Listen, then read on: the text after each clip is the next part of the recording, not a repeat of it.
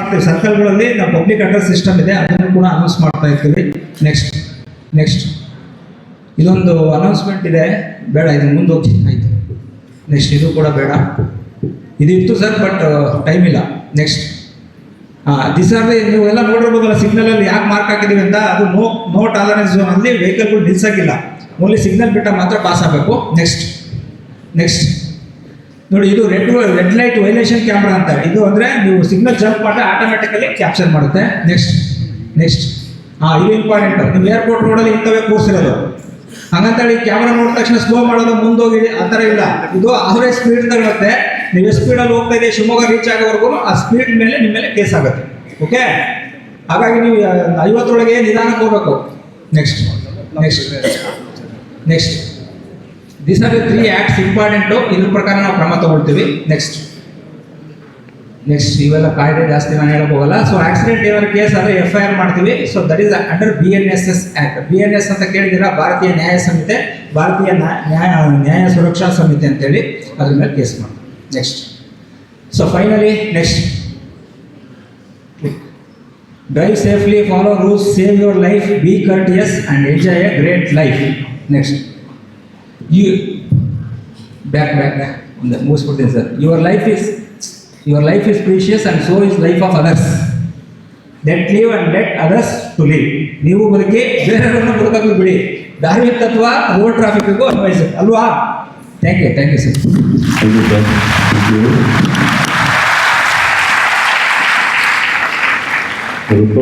ಚೆನ್ನಾಗಿದ್ದಲ್ಲ session, ಅರ್ಥ ಆಯ್ತಾ? ಕೇಳೋಕ್ಕೆಲ್ಲ ಚೆನ್ನಾಗಿ ಸರ್, ಫಾಲೋ ಮಾಡೋಕ್ಕಾಗಲ್ಲ. ನಮ್ಮ ಅಪ್ಪ ಅಮ್ಮ ಹೇಳಿದ್ನೇ ಫಾಲೋ ಮಾಡೋಲ್ಲ ಸರ್, ಇನ್ನೇನು ಪೊಲೀಸ್ ಹೇಳಿದ್ದು ಫಾಲೋ ಮಾಡ್ಬಿಡ್ತೀವಿ. ಇನ್ನು ಜೀವನದಲ್ಲಿ ನಮಗೆ ಬೆಳಗ್ಗೆ ಎಬ್ಬರ್ಸೋಕ್ಕೆ ಸಾಧ್ಯ ಆಗಿಲ್ಲ. ನಮ್ಮ ಅಪ್ಪ ಅಮ್ಮಂಗೆ 2 ಸರಿ ಬ್ರಷ್ ಮಾಡೋಕ್ಕೆ ಹೇಳಿ ಟೀಚರ್ಗಳು ಪಾಪ ಸುಣ್ಣ ಆಗ್ಬಿಟ್ರು. ಸಣ್ಣವರಿದ್ದಾಗಿನ ಇವತ್ತಿಂದಾಗಲೂ ಸಾಧ್ಯ ಆಗಿಲ್ಲ. ಟ್ರಾಫಿಕ್ ರೂಲ್ಸು ತುಂಬ ಇಂಪಾರ್ಟೆಂಟ್ ರೂಲ್ಸ್ ಸ್ನೇಹಿತರೆ. ಯಾಕೆ ಅಂತ ಹೇಳಿದರೆ, ನಮ್ಮ chief executive officer IAS officer ಒಬ್ಬರು ಯಾವಾಗಲೂ ಹೇಳ್ತಾ ಇದ್ರು, ಅವ್ರ ಫ್ರೆಂಡು ಕಾರ್ಗಿಲ್ ಯೋಧ 1999 ಅವರು ಕಾರ್ಗಿಲ್ ವಿಜಯೋತ್ಸವ ಎಲ್ಲ ಆದಮೇಲೆ ಅದಕ್ಕೆ ವಿಸಿಟ್ ಮಾಡ್ತಾರೆ ಅನ್ಸರಿ. ಹೆಂಗಿತ್ತು ಏನಂತ ಅವಾಗ ಒಂದು ಸಂಜೆ ಕೂತ್ಕೊಂಡು ಮಾತಾಡ್ತಿರ್ತಾರೆ ಅವರಿಬ್ಬರು, ಅವರ ಮಿಲಿಟ್ರಿ ಕಮಾಂಡೆಂಟ್ ಆಫೀಸರ್ ಮತ್ತು ಇವರು ಮಾತಾಡ್ತಿದ್ದಾಗ ಆ ಕಮಾಂಡೆಂಟ್ ಆಫೀಸರ್ ಹೇಳಿದ್ರಂತೆ, ನೋಡಪ್ಪ, ದೇಶದಲ್ಲಿ ಪ್ರತಿ ವರ್ಷ ಯುದ್ಧದಿಂದ ಸಾಯೋರ ಸಂಖ್ಯೆ ತುಂಬ ಕಡಿಮೆ. ಎಷ್ಟು ಜನ ಸಾಯ್ಬೋದು ಯುದ್ಧದಿಂದ? ಯುದ್ಧ ನಡೆಯೋದೇ ಕಡಿಮೆ, ಕರೆಕ್ಟ್ ಅಲ್ವಾ? ಅತಿ ಕಡಿಮೆ ನೀವು ಆ್ಯಂಡ್ ಆ್ಯಾವ್ರೇಜ್ ಒಂದು 10 ವರ್ಷಕ್ಕೆ ತಗೊಂಡ್ರೆ ಒಂದು 350-400 ಜನ ಸಾಯ್ಬೋದು ಯುದ್ಧದಲ್ಲಿ. ಆ್ಯಂಡ್ ಆ್ಯಾವ್ರೇಜ್ 10 ವರ್ಷಕ್ಕೆ. ಪ್ರತಿ ವರ್ಷ ನಮ್ಮ ದೇಶದಲ್ಲಿ 5 ಲಕ್ಷ ಜನ ಆಕ್ಸಿಡೆಂಟಲ್ಲಿ ಸಾಯ್ತಾರೆ. ಇದು ನಮ್ಮದೇ ರೆಸ್ಪಾನ್ಸಿಬಿಲಿಟಿ ಅಲ್ವಾ? ಅದರಲ್ಲಿ ಯಾರು ಯೋಧ ಇದ್ದಾನೋ, ಯಾರು ಡಾಕ್ಟರ್ ಆಗ್ತಾನೋ, ಯಾರು ಅಥವಾ ಪೊಲಿಟಿಷಿಯನ್ ಆಗ್ತಾನೋ, ಯಾರು ದೊಡ್ಡ ಟೀಚರ್ ಆಗ್ತಾನೋ, ಯಾರಿಗೆ ಗೊತ್ತಿದೆ? ಹಾಗಾಗಿ ನಾವೆಲ್ಲರೂ ಕೂಡ ಈಗ ಬೇರೆ ಬೇರೆ ದೇಶಗಳಿಗೆ ನೀವು ವಿಸಿಟ್ ಮಾಡಿದ್ರೆ ಗೊತ್ತಾಗತ್ತೆ, ಮಾಡಿರ್ಬೋದು ಇಲ್ಲಿರೋರೆಲ್ಲ. ಒಂದು ಪಕ್ಕದ ಸಣ್ಣ ಶ್ರೀಲಂಕಾಕ್ಕೆ ಹೋಗಿ ಬನ್ನಿ ಒಂದ್ಸರಿ, ಅವ್ರ ಡಿಸಿಪ್ಲಿನ್ ನಿಮಗೆ ಎಷ್ಟು ಚೆನ್ನಾಗಿದೆ ಅಂತ ಗೊತ್ತಾಗುತ್ತೆ. ಪಕ್ಕದ ಶ್ರೀಲಂಕಾ, ಬೇರೆ ಎಲ್ಲೂ ಹೋಗೋದು ಬೇಡ. ನೀವು ದೊಡ್ಡ ಅಮೇರಿಕಾಗೆ ನಾನು ಹೋಗಿ ಅಂತ ಹೇಳ್ತಿದ್ದೆ, ಪಕ್ಕದ ಶ್ರೀಲಂಕಾಗೆ ಹೋಗಿ ಒಂದು ಹಾರನ್ ಸೌಂಡ್ ಕೇಳೋದ ನೀವು ಇಡೀ ದೇಶದಲ್ಲಿ. ನಾನು ಒಂದು 2,500 ಕಿಲೋಮೀಟರ್ ಜರ್ನಿ ಮಾಡಿದ್ದೀನಿ. ಅದೇ ಒಂದು ಹಾರನ್ ಸೌಂಡ್ 7 days ಒಂದು ಹಾರನ್ ಸೌಂಡ್ ಕೀ ಅಂದಿದ್ದು ಕೇಳೋಲ್ಲ. ನಮ್ಮಲ್ಲಿ ಇನ್ನೂ 28 ತೋರಿಸ್ತಾ ಇರುತ್ತೆ ಅಲ್ಲೇ ಹಿಂದ್ಗಡೆ ಕೀ. ಅದೇನು ಅವಸರನೋ, ಯಾರನ್ನು ಎಲ್ಲಿ ಬಿಟ್ಟು ಬಂದಿರ್ತಾರೋ ಅನ್ನೋ ಪಡ್ಕೊಂತಿರ್ತಾರೆ. ಕರೆಕ್ಟ್ ಅಲ್ವಾ? ಹಾಗಾಗಿ ಒಂದು ಸ್ವಲ್ಪ ಟ್ರಾಫಿಕ್ ರೂಲ್ಸ್ನ ಫಾಲೋ ಮಾಡಿ, ಎಲ್ಲಿ ಝೀಬ್ರಾ ಕ್ರಾಸಿಂಗ್ ಇರುತ್ತೋ ಅಲ್ಲೇ ಓಡಾಡಿ. ಸರ್, ಒಂದಿಷ್ಟು ಸಮಸ್ಯೆಗಳಿದಾವೆ ಸರ್ ನಮ್ಮ ದೇಶದಲ್ಲಿ, ನಾವು ಅದನ್ನೆಲ್ಲ ಹೆಂಗೆ ಹೇಳಬೇಕು ಸರ್? ಸ್ಟೇಷನ್ಗೆ ಹೆಂಗೆ ತಲುಪಿಸೋದು ಸರ್? ನಾವು ಸ್ಟೇಷನ್ಗೆ ಹೋಗ್ಬೇಕಾ? ಏನೇನೋ ಸಮಸ್ಯೆಗಳಿದೆ, ಕರೆಕ್ಟ್ ಅಲ್ವಾ? ಇದಕ್ಕಿದ್ದಂಗೆ ಆಕ್ಸಿಡೆಂಟ್ ಆಗುತ್ತೆ. ನಿಮ್ಗೆ ಗೊತ್ತಿರೋಂಗೆಲ್ಲೋ ಡ್ರಗ್ಸ್ ಸಪ್ಲೈ ಮಾಡೋದು ನೋಡ್ತಾ ಇರ್ತೀರಿ, ಯಾರಿಗೋ ಹಾವು ಕಚ್ಚಿಬಿಡುತ್ತೆ, ಇನ್ನೇನಾಗುತ್ತೆ. ಇದೆಲ್ಲದಕ್ಕೂ ಈಗ ಒಂದೇ ಒಂದು ಎಮರ್ಜೆನ್ಸಿ ನಂಬರ್ ಮಾಡಿದ್ದಾರೆ. ಒಂದೇ ಎಮರ್ಜೆನ್ಸಿ ನಂಬರ್. ಏನೇ ಸಮಸ್ಯೆ ಬಂದರು, ಆಕ್ಸಿಡೆಂಟ್ ಆಗಲಿ, ಹುಡುಗಿ ಕಡ್ಕೊಂಡು ಇನ್ನೊಬ್ಬ ಹುಡುಗ ಓಡೋಗ್ಲಿ, ಅದನ್ನೇನೋ ಫ್ಯಾಮಿಲಿಯವ್ರು ಇಮಿಡಿಯೇಟ್ ತಿಳಿಸ್ಬೇಕು. ರಾತ್ರಿ 12 ಗಂಟೆ ಆಗಿದೆ, ಅವಾಗ ಸ್ಟೇಷನ್ಗೆ ಹೋಗಿ ಹೇಳೋಕ್ಕಾಗಲ್ಲ, ಹಳ್ಳಿಲಿದ್ದೀವಿ ನಾವು ಅಂತ ಹೇಳಿದರೆ. Each and everything, any problem occurs in your family ಅಥವಾ ನಿಮ್ಮ ಸಮಾಜದಲ್ಲಿ, ಸಮುದಾಯದಲ್ಲಿ ಆದರೆ ಒಂದು ನಂಬರಿಗೆ ಕಾಲ್ ಮಾಡೋದು. ಆ ನಂಬರ್ ಯಾವುದು ಗೊತ್ತಾ ನಿಮಗೆ? ಎಷ್ಟು ಜೋರಾಗಿ ಹೇಳ್ಬಿಡ್ತೀರಾ? 112ಗೆ ಯಾರು ಬೇಕಾದರೂ ಯಾವ ಸಮಸ್ಯೆಗೆ ಬೇಕಾದರೂ ಫೋನ್ ಮಾಡ್ಬೋದು. ಅದು ತುಂಬ ಕಾನ್ಫಿಡೆನ್ಷಿಯಲ್. ನಿಮ್ಮ ಮಾಹಿತಿಯನ್ನು ಅವರೆಲ್ಲೂ ಬಿಟ್ಕೊಡಲ್ಲ. ಪೊಲೀಸ್ ಡಿಪಾರ್ಟ್ಮೆಂಟಲ್ಲಿ ತುಂಬ ಕಾನ್ಫಿಡೆನ್ಷಿಯಲ್ ಆಗಿರುತ್ತೆ. ಹಾಗಾಗಿ ಯಾವುದೇ ರೀತಿಯ ಸಮಸ್ಯೆಗಳು ಇದ್ದರೆ ಆ ಸಮಸ್ಯೆನ 112ಗೆ ನೀವು ಹೇಳ್ಬೋದು. ಹಂಗೆ ಅಂತೇಳಿ ಹಳೆ ರಿವೆಂಜ್ ಇದ್ರೆ ತೀರಿಸ್ಕೊಂಬಿಡಿ. ನಿಮ್ಮ ಇರ್ತಾವಲ್ಲ ಫ್ರೆಂಡ್ ಸರ್ಕಲಲ್ಲಿ, ಸರ್ ಅದು ಹಂಗೆ ಆಗ್ತಾ ಇದೆ ನೋಡಿ ಸರ್, ಆ ನಂಬರ್ ಕೊಡ್ತೀನಿ ಬೇಕಾದ್ರೆ ಟ್ರ್ಯಾಕ್ ಮಾಡಿ ಸರ್ ಅಂತ. ಆ ಥರದ್ದೇನು ಮಾಡಿದೆ ಸಮಾಜಕ್ಕೆ, ನಿಮ್ಮ ಸುತ್ತಮುತ್ತಲ ಸಮಾಜಕ್ಕೆ ಅನುಕೂಲ ಆಗೋ ಥರದಲ್ಲಿ ಯಾವ್ದಾರು ಇದ್ದರೆ ದಯಮಾಡಿ ಹೆಲ್ಪ್ ಮಾಡಿ. ದೇವರಾಜ್ ಸರ್ ಸೆಷನ್ ತುಂಬ ವಂಡರ್ಫುಲ್ ಆಗಿತ್ತು. Is an national awardee. ಇವತ್ತಿನ ಕಾರ್ಯಕ್ರಮಕ್ಕೆ ಮೊದಲನೇ ಸೆಷನ್ ತಗೊಂಡು ಈ ಕಾರ್ಯಕ್ರಮದ ಒಂದು ಗೌರವ ಹೆಚ್ಚಿಸಿದ್ದಾರೆ. ಗೌರವಾನ್ವಿತ ದೇವರಾಜ್ ಸರ್ ಅವರಿಗೆ ನಮ್ಮ ಯೂನಿವರ್ಸಿಟಿಯ ಪರವಾಗಿ ಯೋಗೇಂದ್ರ ಸರ್ ಅವರು ಮತ್ತು ಡಾಕ್ಟರ್ ಮಂಜುನಾಥ್ ಸರ್ ಇಬ್ಬರು ಸೇರಿ ಅವರಿಗೊಂದು ಗೌರವ ಸ್ಮರಣಿಕೆಯನ್ನು ನೀಡಿ ಕೃತಜ್ಞತೆಯನ್ನು ಸಲ್ಲಿಸಬೇಕು ಅಂತ ನಾನು ರಿಕ್ವೆಸ್ಟ್ ಮಾಡ್ತಾ ಇದ್ದೀನಿ. ದಯಮಾಡಿ ಬನ್ನಿ sir. Doctor Yogendra sir, department of environmental science.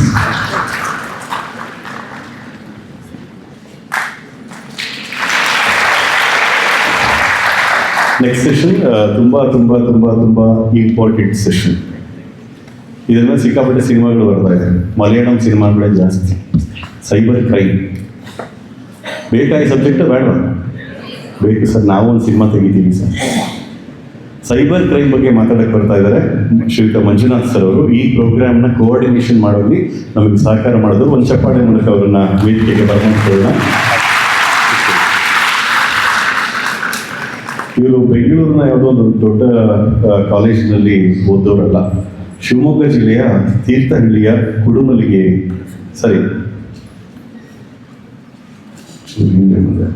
But ಸಾಗರ ತಾಲೂಕು ಚನ್ನಶೆಟ್ಟಿ ಕೊಪ್ಪ, ಸಾಗರದಿಂದ ಹೆಚ್ಚು ಕಡಿಮೆ ಒಂದು 25-30 ಕಿಲೋಮೀಟರ್ ದೂರದಲ್ಲಿರ್ತಕ್ಕಂಥ ಒಂದು ಸಣ್ಣ ಹಳ್ಳಿ. ಕೃಷಿ ಕುಟುಂಬದಿಂದ ಬಂದಂಥ ಅಪರೂಪದ ವ್ಯಕ್ತಿ ಇವರು.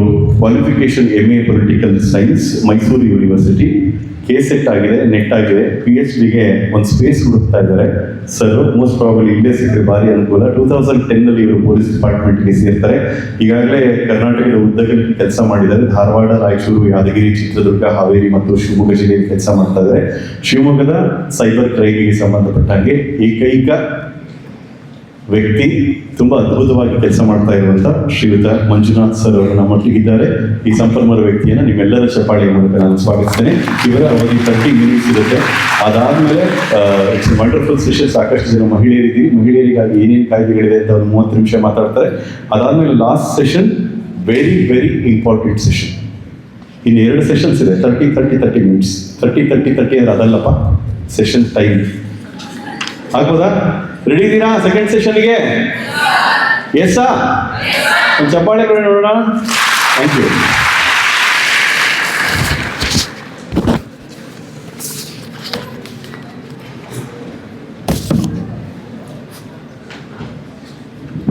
ಎಲ್ರಿಗೂ ನಮಸ್ಕಾರ. ಸ್ಲೈಡ್ಸ್ ಅಲ್ಲಿಲ್ವಾ? ಅದೇನು ನೀವೇ ಮಾಡಿ. ಎಸ್, ನಾನು ತಮ್ಮ ಜೊತೆಗೆ ಸೈಬರ್ ಕ್ರೈಮ್ ಮತ್ತು ಸೈಬರ್ ಸೇಫ್ಟಿ ವಿಚಾರಗಳ ಬಗ್ಗೆ ನನ್ನೊಂದಿಷ್ಟು ಅನುಭವಗಳನ್ನು ನನ್ನಲ್ಲಿರ್ತಕ್ಕಂಥ ನಾಲೆಡ್ಜೊಂದಿಗೆ ಹಂಚ್ಕೊಳ್ಳಿಕ್ಕೆ ಇಷ್ಟಪಡ್ತಾ ಇದ್ದೀನಿ. ತಮ್ಮೆಲ್ಲರಿಗೂ ಕೂಡ ಈ ಡಿಜಿಟಲ್ ಯುಗದಲ್ಲಿ ಟೆಕ್ಸ್ಟ್ ಮಾಡಿದ್ರೆ ಎಲ್ಲ ಮಾಹಿತಿಯೂ ಬೆರಳುತುದಿಯಲ್ಲೇ ಸಿಗುತ್ತೆ.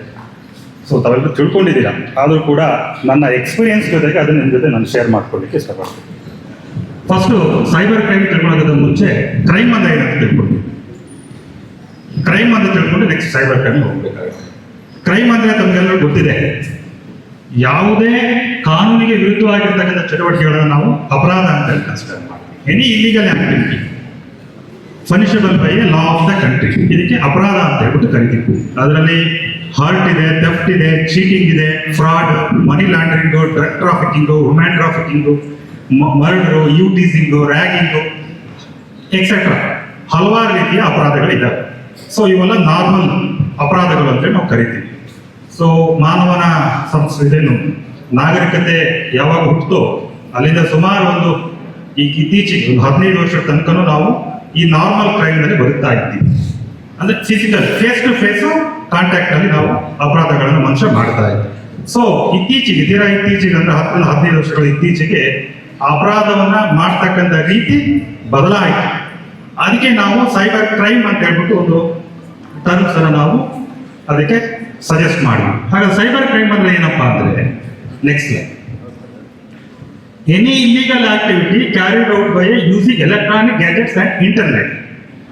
ಈಗೇನು ಅಪರಾಧ ಅಂತ ಏನೋ ತಿಳ್ಕೊಂಡಿಲ್ಲ, ಆ ಎಲ್ಲ ಅಪರಾಧ ಚಟುವಟಿಕೆಗಳನ್ನ ಎಲೆಕ್ಟ್ರಾನಿಕ್ ಗ್ಯಾಜೆಟ್ಸ್ಗಳನ್ನ ಮತ್ತು ಅಂತರ್ಜಾಲವನ್ನು ಉಪಯೋಗಿಸ್ಕೊಂಡು ಮಾಡಿದ್ರೆ ಅದಕ್ಕೆ ನಾವು ಸೈಬರ್ ಕ್ರೈಮ್ ಅಂತ ಕರಿತೀವಿ. ಉದಾಹರಣೆ ಚೀಟಿಂಗ್ ಅನ್ನ ಎಲ್ಲೋ ಕುತ್ಕೊಂಡು ಯಾರಿಗೋ ಚೀಟ್ ಮಾಡೋದು, ಯಾರೋ ಒಂದು ಫೋನ್ ಕರೆ ಮಾಡಿ ಅಥವಾ ಆನ್ಲೈನ್ ಅಲ್ಲಿ ಕಾಂಟ್ಯಾಕ್ಟ್ ಮಾಡಿ, ವೆಬ್ಸೈಟ್ ಅಲ್ಲಿ ಅವರನ್ನ ಅಪ್ರೋಚ್ ಮಾಡಿ ಅವರಿಂದ ಇನ್ಫಾರ್ಮೇಶನ್ ಕಲೆಕ್ಟ್ ಮಾಡ್ಕೊಂಡ್ಬಿಟ್ಟು ಏನೋ ಆಮಿಷ ತೋರಿಸಿ ಅವರಿಂದ ದುಡ್ಡು ಹಾಕ್ಸ್ಕೊಡೋದು, ಇದು ಆನ್ಲೈನ್ ಚೀಟಿಂಗ್.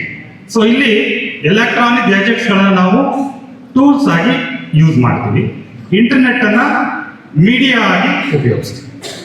ಕ್ಲಿಯರ್ ಆಯ್ತಲ್ಲ ಸೈಬರ್ ಕ್ರೈಮ್ ಅಂದ್ರೆ ಏನಂತ ಹೇಳಿ? ಸೊ ಹಾಗಾದ್ರೆ ಮೊಬೈಲ್ ತಗೊಂಡು ಲ್ಯಾಪ್ಟಾಪ್ ತಗೊಂಡು ಪಕ್ಕದಲ್ಲಿದ್ದಲ್ಲಿ ಹೊಡೆದ್ರೆ ಸೈಬರ್ ಕ್ರೈಮ್ ಆಗುತ್ತಾ ಸರ್ ಅಂತ ತೊಲೆ ಕೇಳ್ಬೋದು. ಆಗುತ್ತಾ? ಲ್ಯಾಪ್ಟಾಪ್ ತಗೊಂಡು ಪಕ್ಕದಲ್ಲಿದ್ದಲ್ಲಿ ಯಾರಾದ್ರೂ ಹೊಡೆದ್ರೆ ಹರ್ಟ್ ಮಾಡಿದ್ರೆ ಸೈಬರ್ ಕ್ರೈಮ್ ಆಗುತ್ತಾ? ಯಾಕೆ ಆಗೋದಿಲ್ಲ? ಎಲೆಕ್ಟ್ರಾನಿಕ್ ಗ್ಯಾಜೆಟ್ಸ್ ಇದೆಯಲ್ಲ ಅಲ್ಲಿ, ಅದು ಸೈಬರ್ ಕ್ರೈಮ್ ಆಗಲ್ಲ. ಇನ್ನೊಂದೇನಿಲ್ಲ ಅಲ್ಲಿ, ಎಸ್ ಇಂಟರ್ನೆಟ್ ಇಲ್ಲ ಅಲ್ವಾ, ಹಾಗಾಗಿ ಅದು ಸೈಬರ್ ಕ್ರೈಮ್ ಆಗಿ ಕನ್ಸಿಡರ್ ಆಗಲ್ಲ, ಬರೀ ಕ್ರೈಮ್ ಆಗುತ್ತೆ. ಇಲ್ಲಿ ಈ ಸೈಬರ್ ಕ್ರಿಮಿನಲ್ಸ್ ಗಳಿಗೆ ನಾವು ಹ್ಯಾಕರ್ಸ್ ಅಂತೀವಿ, ಸ್ಕ್ಯಾಮರ್ಸ್ ಅಂತೀವಿ, ಇಂಟರ್ನೆಟ್ ಸ್ಟ್ಯಾಕರ್ಸ್ ಅಂತೀವಿ, ಹೀಗೆ ಬೇರೆ ಬೇರೆ ಹೆಸರುಗಳಿಂದ ನಾವು ಅವರನ್ನ ಕರಿತೀವಿ. ನೆಕ್ಸ್ಟ್, ಇಂಟೆನ್ಷನ್ಸ್ ಅಥವಾ ಮೋಟಿವ್ಸ್ ಆಫ್ ಸೈಬರ್ ಕ್ರಿಮಿನಲ್ಸ್. ಯಾಕಾಗಿ ಈ ಸೈಬರ್ ಕ್ರಿಮಿನಲ್ಸ್ಗಳು ತಮ್ಮ ಕೃತ್ಯಗಳನ್ನು ಮಾಡ್ತಾರಪ್ಪ ಅಂದ್ರೆ, ಮೊದಲನೇದು ಅವರಿಗೆ ಫೈನಾನ್ಷಿಯಲ್ ಗೈನ್, ಹಣವನ್ನು ಸಂಪಾದನೆ ಮಾಡಲಿಕ್ಕಾಗಿ ಈ ಕೃತ್ಯಗಳನ್ನು ಅವರು ಮಾಡ್ತಾರೆ. ನೆಕ್ಸ್ಟ್, ಡ್ಯಾಮೇಜಿಂಗ್ ರೆಪ್ಯುಟೇಷನ್, ಒಬ್ಬ ವ್ಯಕ್ತಿಯ ಗೌರವಕ್ಕೆ ಧಕ್ಕೆ ತರಲಿಕ್ಕಾಗಿ ಈ ಕೃತ್ಯಗಳನ್ನು ಮಾಡ್ತಾರೆ. ಹೇಗೆ ಗೌರವಕ್ಕೆ ಧಕ್ಕೆ ತರೋದು? ಯಾವ್ದಾರ ಹೆಸರು ಫೇಕ್ ಅಕೌಂಟ್ ಕ್ರಿಯೇಟ್ ಮಾಡ್ಬಿಡೋದು, ಕ್ರಿಯೇಟ್ ಮಾಡಿ ಅವರೇ ಏನೋ ಅವ್ರ ಬಗ್ಗೆ ಪೋಸ್ಟ್ ಮಾಡ್ತಾ ಇದ್ದಾರೆ ರೀತಿಯಲ್ಲಿ ಅವ್ರ ವಿರುದ್ಧವಾಗಿ ಪೋಸ್ಟ್ ಮಾಡೋದು. ಆಗ ಏನನ್ಸುತ್ತೆ ಅವರಿಗೆ, ಇರಿಸ್ ಮುರ್ಸಾಗುತ್ತೆ, ಸೊಸೈಟಿಯಲ್ಲಿ ಅವ್ರ ಗೌರವಕ್ಕೆ ಧಕ್ಕೆ ಬರುತ್ತೆ. ಅದಕ್ಕೆ ಡ್ಯಾಮೇಜಿಂಗ್ ರೆಪ್ಯುಟೇಷನ್ ಅಂತ ಹೇಳಿ ಕನ್ಸಿಡರ್ ಮಾಡ್ತೀವಿ ನಾವು. ಮೂರನೇದು, damaging network system. Network system ಅನ್ನ ಟಾರ್ಗೆಟ್ ಮಾಡಿ ಸೈಬರ್ ಕ್ರಿಮಿನಲ್ಸ್ಗಳು ತಮ್ಮ ಕೃತ್ಯವನ್ನ ಮಾಡ್ತಾರೆ. ನೆಕ್ಸ್ಟ್ ಲೈನ್, ಈ ಟೈಪ್ಸ್ ಆಫ್ ಸೈಬರ್ ಕ್ರಿಮಿನಲ್ ನೋಡೋದಾದ್ರೆ, ಫಸ್ಟ್ ನಾನು ಹೇಳಿದ ಲಾಸ್ಟ್ ಒಂದು ಡ್ಯಾಮೇಜಿಂಗ್ ನೆಟ್ವರ್ಕ್ ಅಥವಾ computer network device targeting crimes ಬಗ್ಗೆ ನೋಡೋದಾದ್ರೆ, ಮೊದಲನೇದಾದ್ರೆ ಫಿಶಿಂಗ್ ಅಟ್ಯಾಕ್ಸ್. ನೀವೆಲ್ಲ ಕೇಳಿದ್ರಲ್ಲ ಗಾಳ ಹಾಕೋದು ಅಂತ ಹೇಳಿ ಮೀನಿಗೆ, ಹಾಗೆ ನಿಮಗೆ ಗಾಳ ಹಾಕ್ತಾರೆ. ಹೇಗೆ? ಯಾರೋ ಒಬ್ಬ ಪರಿಚಿತ ವ್ಯಕ್ತಿಯ ರೀತಿಯಲ್ಲಿ ನಿಮಗೆ ಒಂದು email, text message, phone call ಅಥವಾ ಮೆಲಿಸಿಯಸ್ ಲಿಂಕ್ಸ್ ಅನ್ನ ನಿಮಗೆ ಕಳಿಸ್ಬಿಟ್ಟು, ಆ ಲಿಂಕ್ಸ್ಗೆ ನೀವು ಕ್ಲಿಕ್ ಮಾಡಿದಾಗ, ರೆಸ್ಪಾನ್ಸ್ ಮಾಡಿದಾಗ ಇಮಿಡಿಯೇಟ್ಲಿ ನಿಮ್ಮ ಡಾಟಾವನ್ನ, ನಿಮ್ಮ ಮೊಬೈಲ್ ಅನ್ನ ಆಕ್ಸೆಸ್ ತಂದ್ಬಿಟ್ಟು ನಿಮ್ಮಲ್ಲಿರ್ತಕ್ಕಂಥ ಡಾಟಾವನ್ನು ಅವ್ರು ಏನ್ ಮಾಡ್ತಾರೆ, ಕದೀತಾರೆ. ಕದ್ಬಿಟ್ಟು ಅದನ್ನ ನಿಮ್ಮ ರೀತಿಯಲ್ಲಿ ಇಂಪರ್ಸನೇಷನ್ ಮಾಡ್ತಾರೆ. ಬೇರೊಬ್ಬರಿಗೆ ಅವ್ರು ನಾನೇ ಇನ್ನೊಂದು ಸುರೇಶ್ ಡಾಟಾ ಕತ್ಕೊಂಡು ನಾನೇ ಸುರೇಶ್ ಅಂತ ಹೇಳ್ಬಿಟ್ಟು ನಾನು ಇನ್ನೊಬ್ಬ ಯಾರನ್ನ ಮಹೇಶ್ ಅನ್ನೋ ಫ್ರೆಂಡಿಗೆ ಕಾಂಟ್ಯಾಕ್ಟ್ ಮಾಡೋದು, ನಿಮ್ಮ ಹೆಸರಿನಲ್ಲಿ ಯಾವುದೋ ಒಂದು ಫೇಕ್ ಅಕೌಂಟ್ ಕ್ರಿಯೇಟ್ ಮಾಡ್ಕೊಳ್ಳೋದು. ಹೀಗೆ ಮಾಡ್ಬಿಟ್ಟು ಅವ್ರು ಕಾಂಟ್ಯಾಕ್ಟ್ ಮಾಡ್ಬಿಟ್ಟು ಅವರಿಂದ ಹಣ ಕೇಳ್ಬೋದು, ಫೈನಾನ್ಷಿಯಲ್ ಹಣ ಕೇಳ್ಬೋದು. ಆ ವ್ಯಕ್ತಿಗೆ ಫೈನಾನ್ಷಿಯಲ್ ಲಾಸ್ ಅನ್ನು ಕೂಡ ಮಾಡ್ತಾರೆ. Next, malware attacks. ಇದು ಮಾಲ್ವೇರ್ ಅನ್ನತಕ್ಕಂಥ ಮೆಲಿಸಿಯಸ್ ಸಾಫ್ಟ್ವೇರ್. ಇದು ಹೇಗೆ ನಿಮ್ಮ ಡಿವೈಸ್ಗಳಿಗೆ ಇನ್ಸ್ಟಾಲ್ ಆಗಿದೆ ನಿಮಗೆ ಗೊತ್ತೇ ಆಗಲ್ಲ. ನೀವು ಯಾವುದೋ ಇನ್ಫೆಕ್ಟೆಡ್ ಯಾವುದೋ ವೆಬ್ಸೈಟ್ಗಳನ್ನ ನೀವು ಸರ್ಚ್ ಮಾಡ್ತಾ ಇರ್ತೀರಾ. ಸೊ ಅದರಲ್ಲಿ ಯಾವುದೋ ವೈರಸ್ಸು, ಟ್ರಾಜನ್ಸು, ರ್ಯಾನ್ಸಮ್ ವೇರ್ ಇರ್ತವೆ. ಸೊ ಆಟೋಮೆಟಿಕಲಿ ನೀವು ಏನೋ ಡೌನ್ಲೋಡ್ ಮಾಡಬೇಕಾದ್ರೆ ಅವೆಲ್ಲ ಏನಾಗ್ತವೆ, ನಿಮ್ಮ ಸಿಸ್ಟಮ್ಗೆ ಅಥವಾ ಮೊಬೈಲ್ಗೆ ಸೇರ್ಕೊಂಡ್ಬಿಟ್ಟು ಡೌನ್ಲೋಡ್ ಆಗಿರ್ತವೆ, ಇನ್ಸ್ಟಾಲ್ ಆಗಿರ್ತವೆ. ಅದರಿಂದ ಏನಾಗುತ್ತೆ, ಹಾಗೆ ನಿಮ್ಮ ಸಿಸ್ಟಮ್ಮು ಕರಪ್ಟ್ ಆಗ್ಬೋದು, ಮತ್ತೆ ಡಾಟಾವನ್ನು ಕದಿಬಹುದು. ಹಾಗೆ ಆ ಕದಂತ ಡಾಟಾವನ್ನು ಉಪಯೋಗಿಸ್ಬಿಟ್ಟು ಅಗೇನ್ ಅವರು ಇಂಪರ್ಸನೇಷನ್ ಮಾಡಿಬಿಟ್ಟು ಫೈನಾನ್ಷಿಯಲ್ ಗೇನ್ ತಗೊಳ್ಬಹುದು, ನಿಮ್ಮ ರೆಪ್ಯುಟೇಷನ್ ತೊಂದರೆ ಕೊಡಬಹುದು, ಬೇರೆ ಬೇರೆ ರೀತಿಯ ಕೃತ್ಯಗಳನ್ನು ಕೂಡ ಮಾಡಬಹುದು. Next, DOS attacks. DOS ಅಂದ್ರೆ ಡಿನಿಯಲ್ ಆಫ್ ಸರ್ವಿಸ್ ಅಟ್ಯಾಕ್ಸ್. ಬಹಳ ಸಿಂಪಲ್ ಇದು. ಹೇಗಪ್ಪ ಅಂದ್ರೆ, ಯಾವುದರ ಒಂದು ಉದಾಹರಣೆ, ನಿಮ್ಮ ಕಂಪನಿ ಒಂದು ಸಾಫ್ಟ್ವೇರ್ ಇರುತ್ತೆ. ಸಾಫ್ಟ್ವೇರು ನೀವು ಅಪ್ಲಿಕೇಶನ್ ವರ್ಷ PhDಗೆ PGಗೆ ಅಪ್ಲಿಕೇಶನ್ ಕಾಲ್ ಮಾಡ್ತಾರೆ. ಸೊ ಈಗೆಲ್ಲ ಆನ್ಲೈನಲ್ಲಿ ಅಪ್ಲಿಕೇಶನ್ ಹಾಕೋದು ಬರ್ತಾವು. ಸೊ ಅಪ್ಲಿಕೇಶನ್ ಹಾಕ್ಲಿಕ್ಕೆ ಈ ಡೇಟ್ ಇಂದ ಸ್ಟಾರ್ಟ್ ಆಗಿ ಈ ಡೇಟ್ ತನಕ ಅವಕಾಶವನ್ನು ಕೊಟ್ಟಿರ್ತಾರೆ. ಆ ಸಾಫ್ಟ್ವೇರ್ ಅನ್ನ ಈ ಹ್ಯಾಕರ್ಸ್ ಏನ್ ಮಾಡ್ತಾರೆ, ಅದನ್ನ ಹ್ಯಾಕ್ ಮಾಡ್ಬಿಟ್ಟು ಅದರಲ್ಲಿ ಟ್ರಾಫಿಕ್ ಅನ್ನ ಓವರ್ಲೋಡ್ ಮಾಡಿ ತುಂಬಾ ಜನ ಯೂಸ್ ಮಾಡ್ತಾ ಇದ್ದಾರೆ ಅನ್ನೋ ರೀತಿಯಲ್ಲಿ ಆ ಸಿಚುವೇಶನ್ ಕ್ರಿಯೇಟ್ ಮಾಡ್ಬಿಟ್ಟು ಅಪ್ಲಿಕೇಶನ್ ನಿಜವಾಗ್ಲೂ ಹಾಕ್ತಕ್ಕಂಥ ವಿದ್ಯಾರ್ಥಿಗಳಿಗೆ ಅದನ್ನ ಆಕ್ಸೆಸ್ ಸಿಗುವುದಕ್ಕೆ ಮಾಡ್ತಾರೆ. ಇದು ಡಿನಿಯಲ್ ಆಫ್ ಸರ್ವಿಸ್ ಅಟ್ಯಾಕ್ ಅಂತ ಹೇಳಿ ಕರೀತಾರೆ. ಇದು ಹ್ಯಾಕಿಂಗ್ ಅಂತ ಹೇಳ್ತೀವಿ ನೋಡಿ. ಸೊ ಅದರಿಂದ ಏನಾಗುತ್ತೆ, ಅಗೈನ್ ಸಮಯ ಮತ್ತೆ ನಿಮ್ಮ ಏನು ಹಣ ಎರಡೂ ಕೂಡ ವ್ಯರ್ಥ ಆಗುತ್ತೆ. Next, social media related crimes. ತುಂಬಾ ಮೋಸ್ಟ್ ಇಂಪಾರ್ಟೆಂಟ್ ಕ್ರೈಮ್ ಇದು. ಇದರಲ್ಲಿ ಹ್ಯಾಕಿಂಗ್ ಆಫ್ ಅಕೌಂಟ್ ಅಂತ ಹೇಳ್ತೀವಿ. ನೀವೆಲ್ಲರೂ ಕೂಡ ಸೋಷಿಯಲ್ ಮೀಡಿಯಾವನ್ನ ಬಳಸ್ತಿದ್ದೀರಲ್ವಾ? ಅಕೌಂಟ್ಸ್ ಇರೋ ತಮ್ಗೆಲ್ಲರೂ ಕೂಡ ಫೇಸ್ಬುಕ್ ಇದೆ, ಇನ್ಸ್ಟಾಗ್ರಾಮ್ ಇದೆ, ವಾಟ್ಸಪ್ ಇದೆ, ಟ್ವಿಟರ್, ಎಕ್ಸ್, ತುಂಬಾ ಅಕೌಂಟ್ಸ್ಗಳನ್ನು ತಾವೆಲ್ಲ ಯೂಸ್ ಮಾಡ್ತಾ ಇದ್ದಾರೆ. ಸೊ ತಮ್ಮೆಲ್ಲರಿಗೂ ಕೂಡ ಒಂದು ಅಕೌಂಟ್ಸ್ ಸಹಜವಾಗಿ ಇಟ್ಕೊಂಡಿರ್ತೀರಿ. ಸೊ ನಿಮ್ಮ ಅಕೌಂಟ್ ಅನ್ನು ಅವರು ಹ್ಯಾಕ್ ಮಾಡ್ತಾರೆ ಕ್ರಿಮಿನಲ್ಸ್ಗಳು. ಹೇಗೆ ಹ್ಯಾಕ್ ಮಾಡ್ತಾರಪ್ಪ ಅಂದ್ರೆ, ನಿಮಗೊಂದು ಫಿಶಿಂಗ್ ಅಂದ್ರೆ ಏನಂದ್ರೆ ಬಹಳ ಹಾಕೋದು SMS, ಟೆಕ್ಸ್ಟ್, ಲಿಂಕ್ಗಳನ್ನ ಈ ಸೋಷಿಯಲ್ ಮೀಡಿಯಾ, ಈಗ ಇನ್ಸ್ಟಾಗ್ರಾಮ್ ಆಗಿರ್ಬೋದು, ಫೇಸ್ಬುಕ್ ಆಗಿರ್ಬೋದು, ಅದರಲ್ಲಿ ಕಳಿಸ್ಕೊಡ್ತಾರೆ. ಅದು ಒಂಥರ ಮೆಲಿಸಿಯಸ್ ಲಿಂಕ್, ಅದು ಸಸ್ಪೆಕ್ಟೆಡ್ ಲಿಂಕ್. ತಾವೇನ್ ಮಾಡ್ತೀರಾ? ಕ್ಯೂರಿಯಾಸಿಟಿ ಅನ್ನೋದಕ್ಕೆ ಅದನ್ನ ಕ್ಲಿಕ್ ಮಾಡ್ತೀರಾ. ಕ್ಲಿಕ್ ಮಾಡಿದ ತಕ್ಷಣವೇ ಇಮಿಡಿಯೇಟ್ಲಿ ಏನಾಗುತ್ತೆ, ನಿಮ್ಮ ಅಕೌಂಟ್ ಆಕ್ಸೆಸ್ ಅನ್ನ ಅವರು ಪಡ್ಕೊಳ್ತಾರೆ. ಆ ಅಕೌಂಟ್ ಆಕ್ಸೆಸ್ ಅನ್ನು ಪಡ್ಕೊಂಡ ತಕ್ಷಣನೇ ಅವರು ಏನ್ ಮಾಡ್ತಾರೆ, ಪಾಸ್ವರ್ಡ್ ಎಲ್ಲ ರೀಸೆಟ್ ಮಾಡ್ಕೊಳ್ತಾರೆ. ಆ SMS ಏನ್ ಬರುತ್ತೆ ನಿಮ್ಮ ಮೊಬೈಲ್ಗೆ, ಆ SMS ಅವರಿಗೂ ಕೂಡ ಹೋಗ್ತಾ ಇದೆ. ಸೊ ಪಾಸ್ವರ್ಡ್ ಅನ್ನ ಚೇಂಜ್ ಮಾಡ್ಕೊಂಡ್ಬಿಟ್ಟು ಏನ್ ಮಾಡ್ತಾರೆ, ನಿಮಗೆ ಆಕ್ಸೆಸ್ ಸಿಗೋದಂಗೆ ನಿಮ್ಮ ಅಕೌಂಟ್ ಅನ್ನ ಸನ್ನಿವೇಶವನ್ನ ಸೃಷ್ಟಿ ಮಾಡ್ತಾರೆ. ಸೊ ಅವಾಗ ಏನ್ ಮಾಡ್ತಾರೆ, ಅಗೇನು ಅಕೌಂಟ್ ಅನ್ನು ಇಟ್ಕೊಂಡ್ಬಿಟ್ಟು ಅಗೇನ್ ಅವರು ಫೈನಾನ್ಷಿಯಲ್ ಗೇನ್ ಪಡಿಬಹುದು. ನಿಮ್ ಯಾರೋ ಫ್ರೆಂಡ್ಸ್ ಗಳಿಗೆ ರಿಕ್ವೆಸ್ಟ್ ಕಳಿಸಿ, ಉದಾಹರಣೆ ಯಾರೋ ಸುರೇಖಾನ್ ಅವ್ರದ್ದು ಅಕೌಂಟ್ ಅನ್ನು ಹ್ಯಾಕ್ ಮಾಡ್ಬಿಟ್ಟು, ಸುರೇಖಾನ್ ಅವರ ಏನ್ ಫ್ರೆಂಡ್ಸ್ ಗ್ರೂಪ್ ಇರ್ತಾರಲ್ಲ, ಅವ್ರಿಗೆಲ್ಲರೂ ಮೆಸೇಜ್ ಕಳಿಸಿ ಸ್ಟಾರ್ಟ್ ಮಾಡ್ತಾರೆ. ನೀವೆಲ್ಲ ನೋಡಿದಿರಲ್ವಾ ಇದನ್ನೆಲ್ಲ? ಸುರೇಖನ ಕಳಿಸ್ತಾನ ಅವ್ರ ಅಕೌಂಟ್ ಅಲ್ಲೇ ಕಳಿಸ್ತಾ ಇರ್ತಾರೆ, ನನಗೆ ದುಡ್ಡು ಬೇಕು ಕೊಡಿ ಅಂತ ಹೇಳಿ. ತಾವೆಲ್ಲರೂ ಕೂಡ ಏನ್ ಮಾಡ್ತೀರಾ, ಹಣ ಹಾಕ್ತೀರಾ, ಫೈನಾನ್ಷಿಯಲ್ ಲಾಸ್ ಆಗುತ್ತೆ. ಅಗೇನ್ ಸುರೇಖನೇ ಪೋಸ್ಟ್ ಮಾಡೋ ರೀತಿಯಲ್ಲಿ ಅವ್ರ ವಿರುದ್ಧವಾಗಿ ಅವರೇ ಏನು ಪೋಸ್ಟ್ ಮಾಡ್ತಾರೋ ಅನ್ನೋ ರೀತಿಯಲ್ಲಿ ಅವರು ಪೋಸ್ಟ್ ಗಳನ್ನ ಮಾಡಬಹುದು ಹ್ಯಾಕರ್ಸ್. ಅದರಿಂದ ರೆಪ್ಯುಟೇಷನ್ ಕೂಡ ಡ್ಯಾಮೇಜ್ ಆಗುತ್ತೆ. ಇದು ಅಕೌಂಟ್ ಹ್ಯಾಕಿಂಗ್. ಈಗ ಅಕೌಂಟ್ ಹ್ಯಾಕಿಂಗ್ ಆದ್ರೆ ನೀವು ಏನ್ ಮಾಡ್ಬೇಕಪ್ಪ ಅಂದ್ರೆ, ಇಮಿಡಿಯೇಟ್ಲಿ ಅಲ್ಲಿ ಫೇಸ್ ರೆಕಗ್ನೇಷನ್ ಅಂತ ಇದೆ. ಎಲ್ಲ ಫೇಸ್ಬುಕ್, ಇನ್ಸ್ಟಾಗ್ರಾಮ್ ಅಲ್ಲಿ ಬಳಸೋರಿಗೆ ಗೊತ್ತಿರುತ್ತೆ ಫೇಸ್ ರೆಕಗ್ನೇಷನ್ ಮಾಡಿಸ್ಬೋದು. ಅದು ಆಗಿಲ್ಲ ಅಂದ್ರೆ ಒಂದು ಸ್ಕ್ಯಾನರ್ ಇದೆ, ಲೀಗಲ್ ಹೆಡ್ ಆಕ್ಚುಲಿ. ಸೊ ನಮ್ಮ ಪೊಲೀಸ್ ಸ್ಟೇಷನ್ ಅಲ್ಲಿ ಇದೆ. ಅದು ಆಲ್ಮೋಸ್ಟ್ ತಾವು ಗೂಗಲ್ ಸರ್ಚ್ ಮಾಡಿದ್ರು ಕೂಡ ಅದು ಇನ್ಸ್ಟಾಗ್ರಾಮ್ ಸಿಗ್ಬೋದು. ಆ ಸ್ಕ್ಯಾನ್ ಮಾಡಿದ್ರೆ ಸ್ಕ್ಯಾನರ್ ನಮ್ಮ ಮೊಬೈಲ್ ನಲ್ಲಿ ಅದೇನಾಗುತ್ತೆ, ಒಂದು ಫಾರ್ಮೆಟ್ ಓಪನ್ ಆಗುತ್ತೆ, ಒಂದು ಫಾರ್ಮ್. ಆ ಫಾರ್ಮ್ ಅಲ್ಲಿ ನಿಮ್ಗೆ ಏನ್ ಸಮಸ್ಯೆ ಇದೆ ಆ ಕಂಪ್ಲೇಂಟ್ ಅನ್ನ ಫಿಲ್ ಮಾಡಿಬಿಟ್ಟು ಸಬ್ಮಿಟ್ ಕೊಟ್ರೆ ಆಟೋಮೆಟಿಕಲಿ ಆ ಮೇಟಾದವರಿಗೆ ಅದು ತಲುಪುತ್ತೆ. ಮೇಟಾದವರು ಆ ನಿಮ್ಮ ಅಕೌಂಟ್ ನಿಮ್ದೇ ಅಂತ ಹೇಳಿ ಕನ್ಫರ್ಮೇಶನ್ ಮಾಡಿಕೊಂಡು ಆ ಹ್ಯಾಕ್ ಆಗಿರ್ತಕ್ಕಂಥ ಅಕೌಂಟ್ ಅನ್ನು ವಾಪಸ್ಸು ನಿಮ್ಮ ಯೂಸಿಗೆ ಆಕ್ಸೆಸ್ಗೆ ಸಿಗೋಂಗೆ ಮಾಡ್ಕೊಡ್ತಾರೆ. Next, creating of fake account. ಅಂದ್ರೆ ಫೇಕ್ ಅಕೌಂಟ್ ಅಂದ್ರೆ ಏನು, ನಕಲಿ ಖಾತೆಯನ್ನು ತೆರೆಯೋದು. ನಿಮ್ದೊಂದು ಖಾತೆ ಇರುತ್ತೆ, ಅದೇ ಖಾತೆ ಇರ್ತಕ್ಕಂಥ TP ಅನ್ನ ತೆಗೆದುಕೊಂಡು ನಿಮ್ಮ ಹೆಸರನ್ನೇ ಉಪಯೋಗಿಸ್ಕೊಂಡ್ಬಿಟ್ಟು ಇನ್ನೊಂದು ಪ್ಯಾರಲಲ್ ಆಗಿ ಅಕೌಂಟ್ ಅನ್ನ ಓಪನ್ ಮಾಡೋದಕ್ಕೆ ಫೇಕ್ ಅಕೌಂಟ್ ಅಂತ ಕರೀತಾರೆ. ಆಕ್ಚುಲಿ ನೀವು ಮಾಡಿರೋದಿಲ್ಲ, ಬಟ್ ನಿಮ್ದೇ ಸೇಮ್ TP, ನಿಮ್ದೇ ಹೆಸರನ್ನ ಉಪಯೋಗಿಸ್ಕೊಂಡ್ಬಿಟ್ಟು ಫೇಕ್ ಅಕೌಂಟ್ ಅನ್ನ ಕ್ರಿಯೇಟ್ ಮಾಡ್ತಾರೆ. ಇದನ್ನು ಕೂಡ ಇಮಿಡಿಯೇಟ್ಲಿ ನೀವು ಅದನ್ನ ಅಲ್ಲಿ ಮೇಟಾದವರಿಗೆ ಆಪ್ಷನ್ಸ್ ಕೊಟ್ಟಿದ್ದಾರೆ. ರಿಪೋರ್ಟ್ ಮಾಡಿದ್ರೆ ಅದು ಇಮಿಡಿಯೇಟ್, ಮಲ್ಟಿಪಲ್ ರಿಪೋರ್ಟ್ಸ್ ಮಾಡಿದ್ರೆ ಅದು ಡಿಲೀಟ್ ಆಗುತ್ತೆ. Next, online harassment. ಇದು ಒಂದು ಸೋಷಿಯಲ್ ಮೀಡಿಯಾ ರಿಲೇಟೆಡ್ ಕ್ರೈಮ್. ಇಲ್ಲಿ ಏನ್ ಮಾಡ್ತಾರಪ್ಪ ಅಂದ್ರೆ, ಕಂಟಿನ್ಯೂಸ್ ಆಗಿ ಆನ್ಲೈನ್ ಆಕ್ಟಿವಿಟಿಗಳನ್ನ ಫಾಲೋ ಮಾಡ್ತಾ ಇರ್ತಾರೆ ನಿಮಗೆ ಗೊತ್ತಿಲ್ಲದಂಗೆ.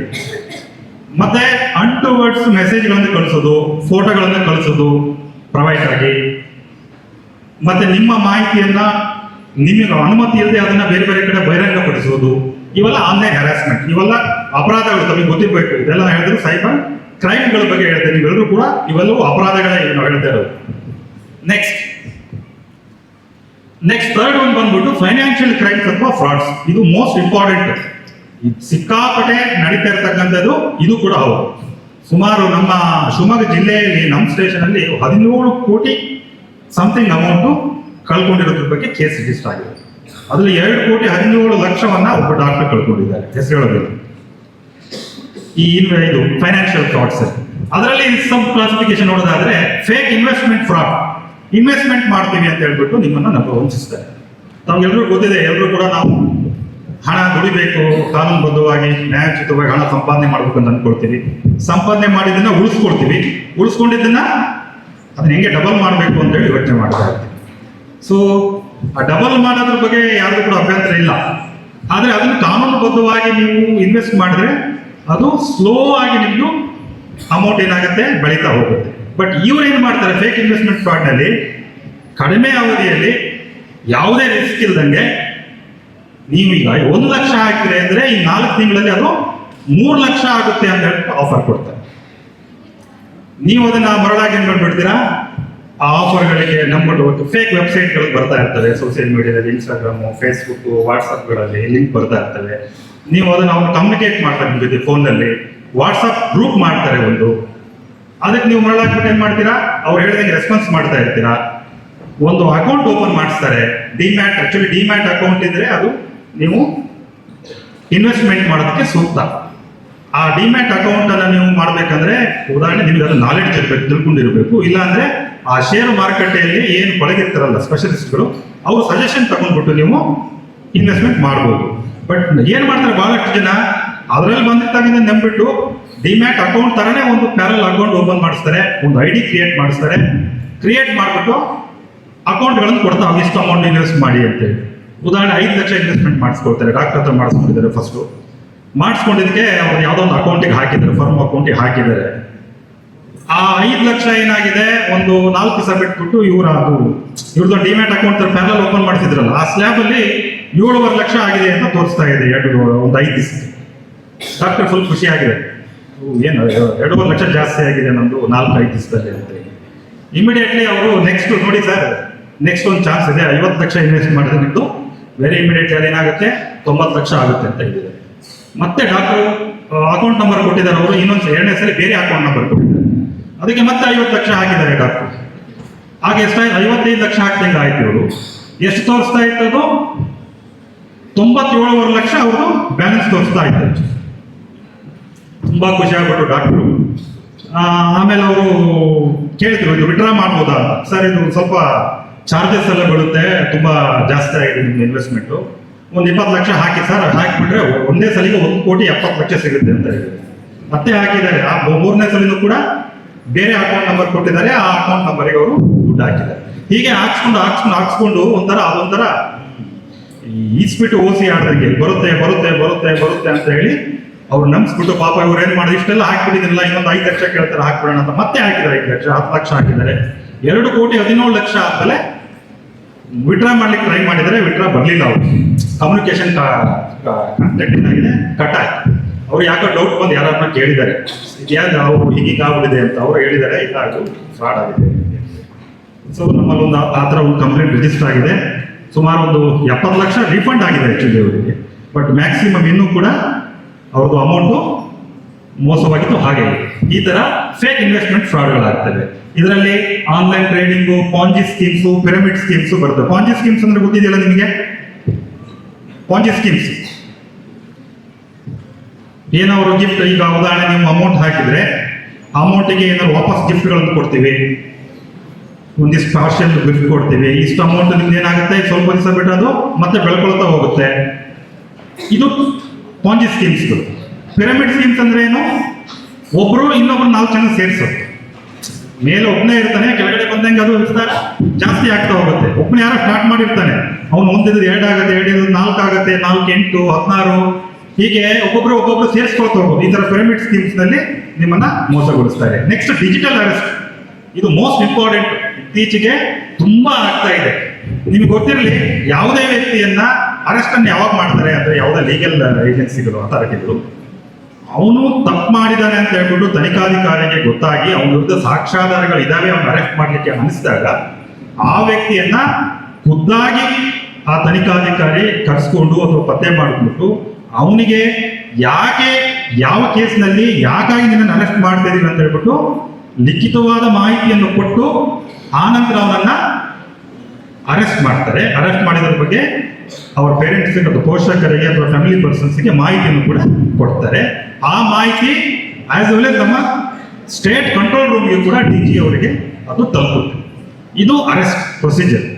ಇವ್ರೇನ್ ಮಾಡ್ಬಿಡ್ತಾರೆ, ಈ ಕ್ರಿಮಿನಲ್ಸ್ಗಳು ಡಿಜಿಟಲ್ ಅರೆಸ್ಟ್ ಡಿಜಿಟಲ್ ರೂಪದಲ್ಲಿ ಮಾಡ್ತೀವಿ ಅಂತ ಹೇಳ್ತಾರೆ. ಫೋನ್ ಮಾಡ್ತಾರೆ, ನಮ್ಮಲ್ಲಿ ಒಂದು ಕೇಸ್ ಆಗಿದೆ. ಏನ್ ಮಾಡಿದ್ದಾರೆ, ಒಬ್ಬ ವ್ಯಕ್ತಿ ರಿಟೈರ್ಡ್ ಇಂಜಿನಿಯರ್ NPM, ಅವರಿಗೆ ಫೋನ್ ಮಾಡಿದ್ದಾರೆ. ಫೋನ್ ಮಾಡಿಬಿಟ್ಟು, ನಿಮ್ಮ ಹೆಸರು ಇದೆ ಅಲ್ವಾ? ಹೌದು. ಸೊ ನಿಮ್ಮ ಆಧಾರ್ ಕಾರ್ಡ್ ನಂಬರ್ ಇದೆ ಅಲ್ವಾ? ಹೌದು. ನಿಮ್ಮ ಆಧಾರ್ ಕಾರ್ಡು ನಿಮ್ಮ ಹೆಸರನ್ನು ಉಪಯೋಗಿಸ್ಬಿಟ್ಟು ಬಾಂಬೆಯಲ್ಲಿ ಒಂದು ಅಕೌಂಟ್ ಓಪನ್ ಆಗಿದೆ, ಅದರಲ್ಲಿ 273 ಕೋಟಿ ಮನಿ ಲಾಂಡ್ರಿಂಗ್ ಟ್ರಾನ್ಸಾಕ್ಷನ್ ಆಗಿದೆ. ಅದರಲ್ಲಿ ನೀವು ನಿಮ್ಮ ಹೆಸರಲ್ಲಿ ಅಕೌಂಟ್ ಇರೋದ್ರಿಂದ ನೀವು ಅಕ್ಯೂಸ್ ನಂಬರ್ 1, ಇನ್ನು ತುಂಬಾ ಒಂದು 25 ಜನ ಇದ್ದಾರೆ ಅಂತ ಹೇಳಿ ಕಾಂಟ್ಯಾಕ್ಟ್ ಮಾಡಿದ್ದಾರೆ. ಇವರು ಸ್ವಲ್ಪ ಹೆದರ್ಕೊಂಡ್ಬಿಟ್ಟಿದ್ದಾರೆ. ಗಂಡ ಹೆಂಡತಿ ಇಬ್ಬರೇ ಇರೋದು, ಮಕ್ಕಳೆಲ್ಲ ಫಾರಿನ್ ಇದ್ದಾರೆ. ಸೊ ಇಮಿಡಿಯೇಟ್ಲಿ ಅವ್ರು ಹೇಳಿದಾರೆ, ನಮ್ಮ ಪೊಲೀಸ್ ಆಫೀಸರ್ ಮಾತಾಡ್ತಾರೆ, CBI ಎಸ್ ಟಿ ಮಾತಾಡ್ತಾರೆ ಅಂತ ಹೇಳ್ಬಿಟ್ಟು ಒಂದು ವಿಡಿಯೋ ಕಾಲ್ ಬಂದಿದೆ ಅವರಿಗೆ. ವಿಡಿಯೋ ಕಾಲ್ ಮಾಡಿ ಬಂದ್ಬಿಟ್ಟು ಅಲ್ಲಿ ಆ ಕಡೆ ಒಬ್ರು ಆಫೀಸರ್ ಮಾತಾಡ್ತಾರೆ, ಸೇಮ್ ಪೊಲೀಸ್ ಆಫೀಸರ್ ತರನೇ, ಒಳ್ಳೆ ಸಫಿಸ್ಟಿಕೇಟೆಡ್ ಚೇಂಬರ್ ಇದೆ ಬ್ಯಾಕ್ ಗ್ರೌಂಡ್ ಅಲ್ಲೆಲ್ಲ, ಫ್ಲಾಗ್ಸ್ ಇಂಡಿಯನ್ ಫ್ಲಾಗ್ ಇದೆ, IPS ಫ್ಲಾಗ್ ಇದೆ, ಎಲ್ಲ ಹಾಕೊಂಡು ಚೇಂಬರ್ ತರ ಮಾಡ್ಕೊಂಡು ಅಲ್ಲಿಂದ ಇವ್ರಿಗೆ ಮಾತಾಡ್ಸಿದ್ದಾರೆ.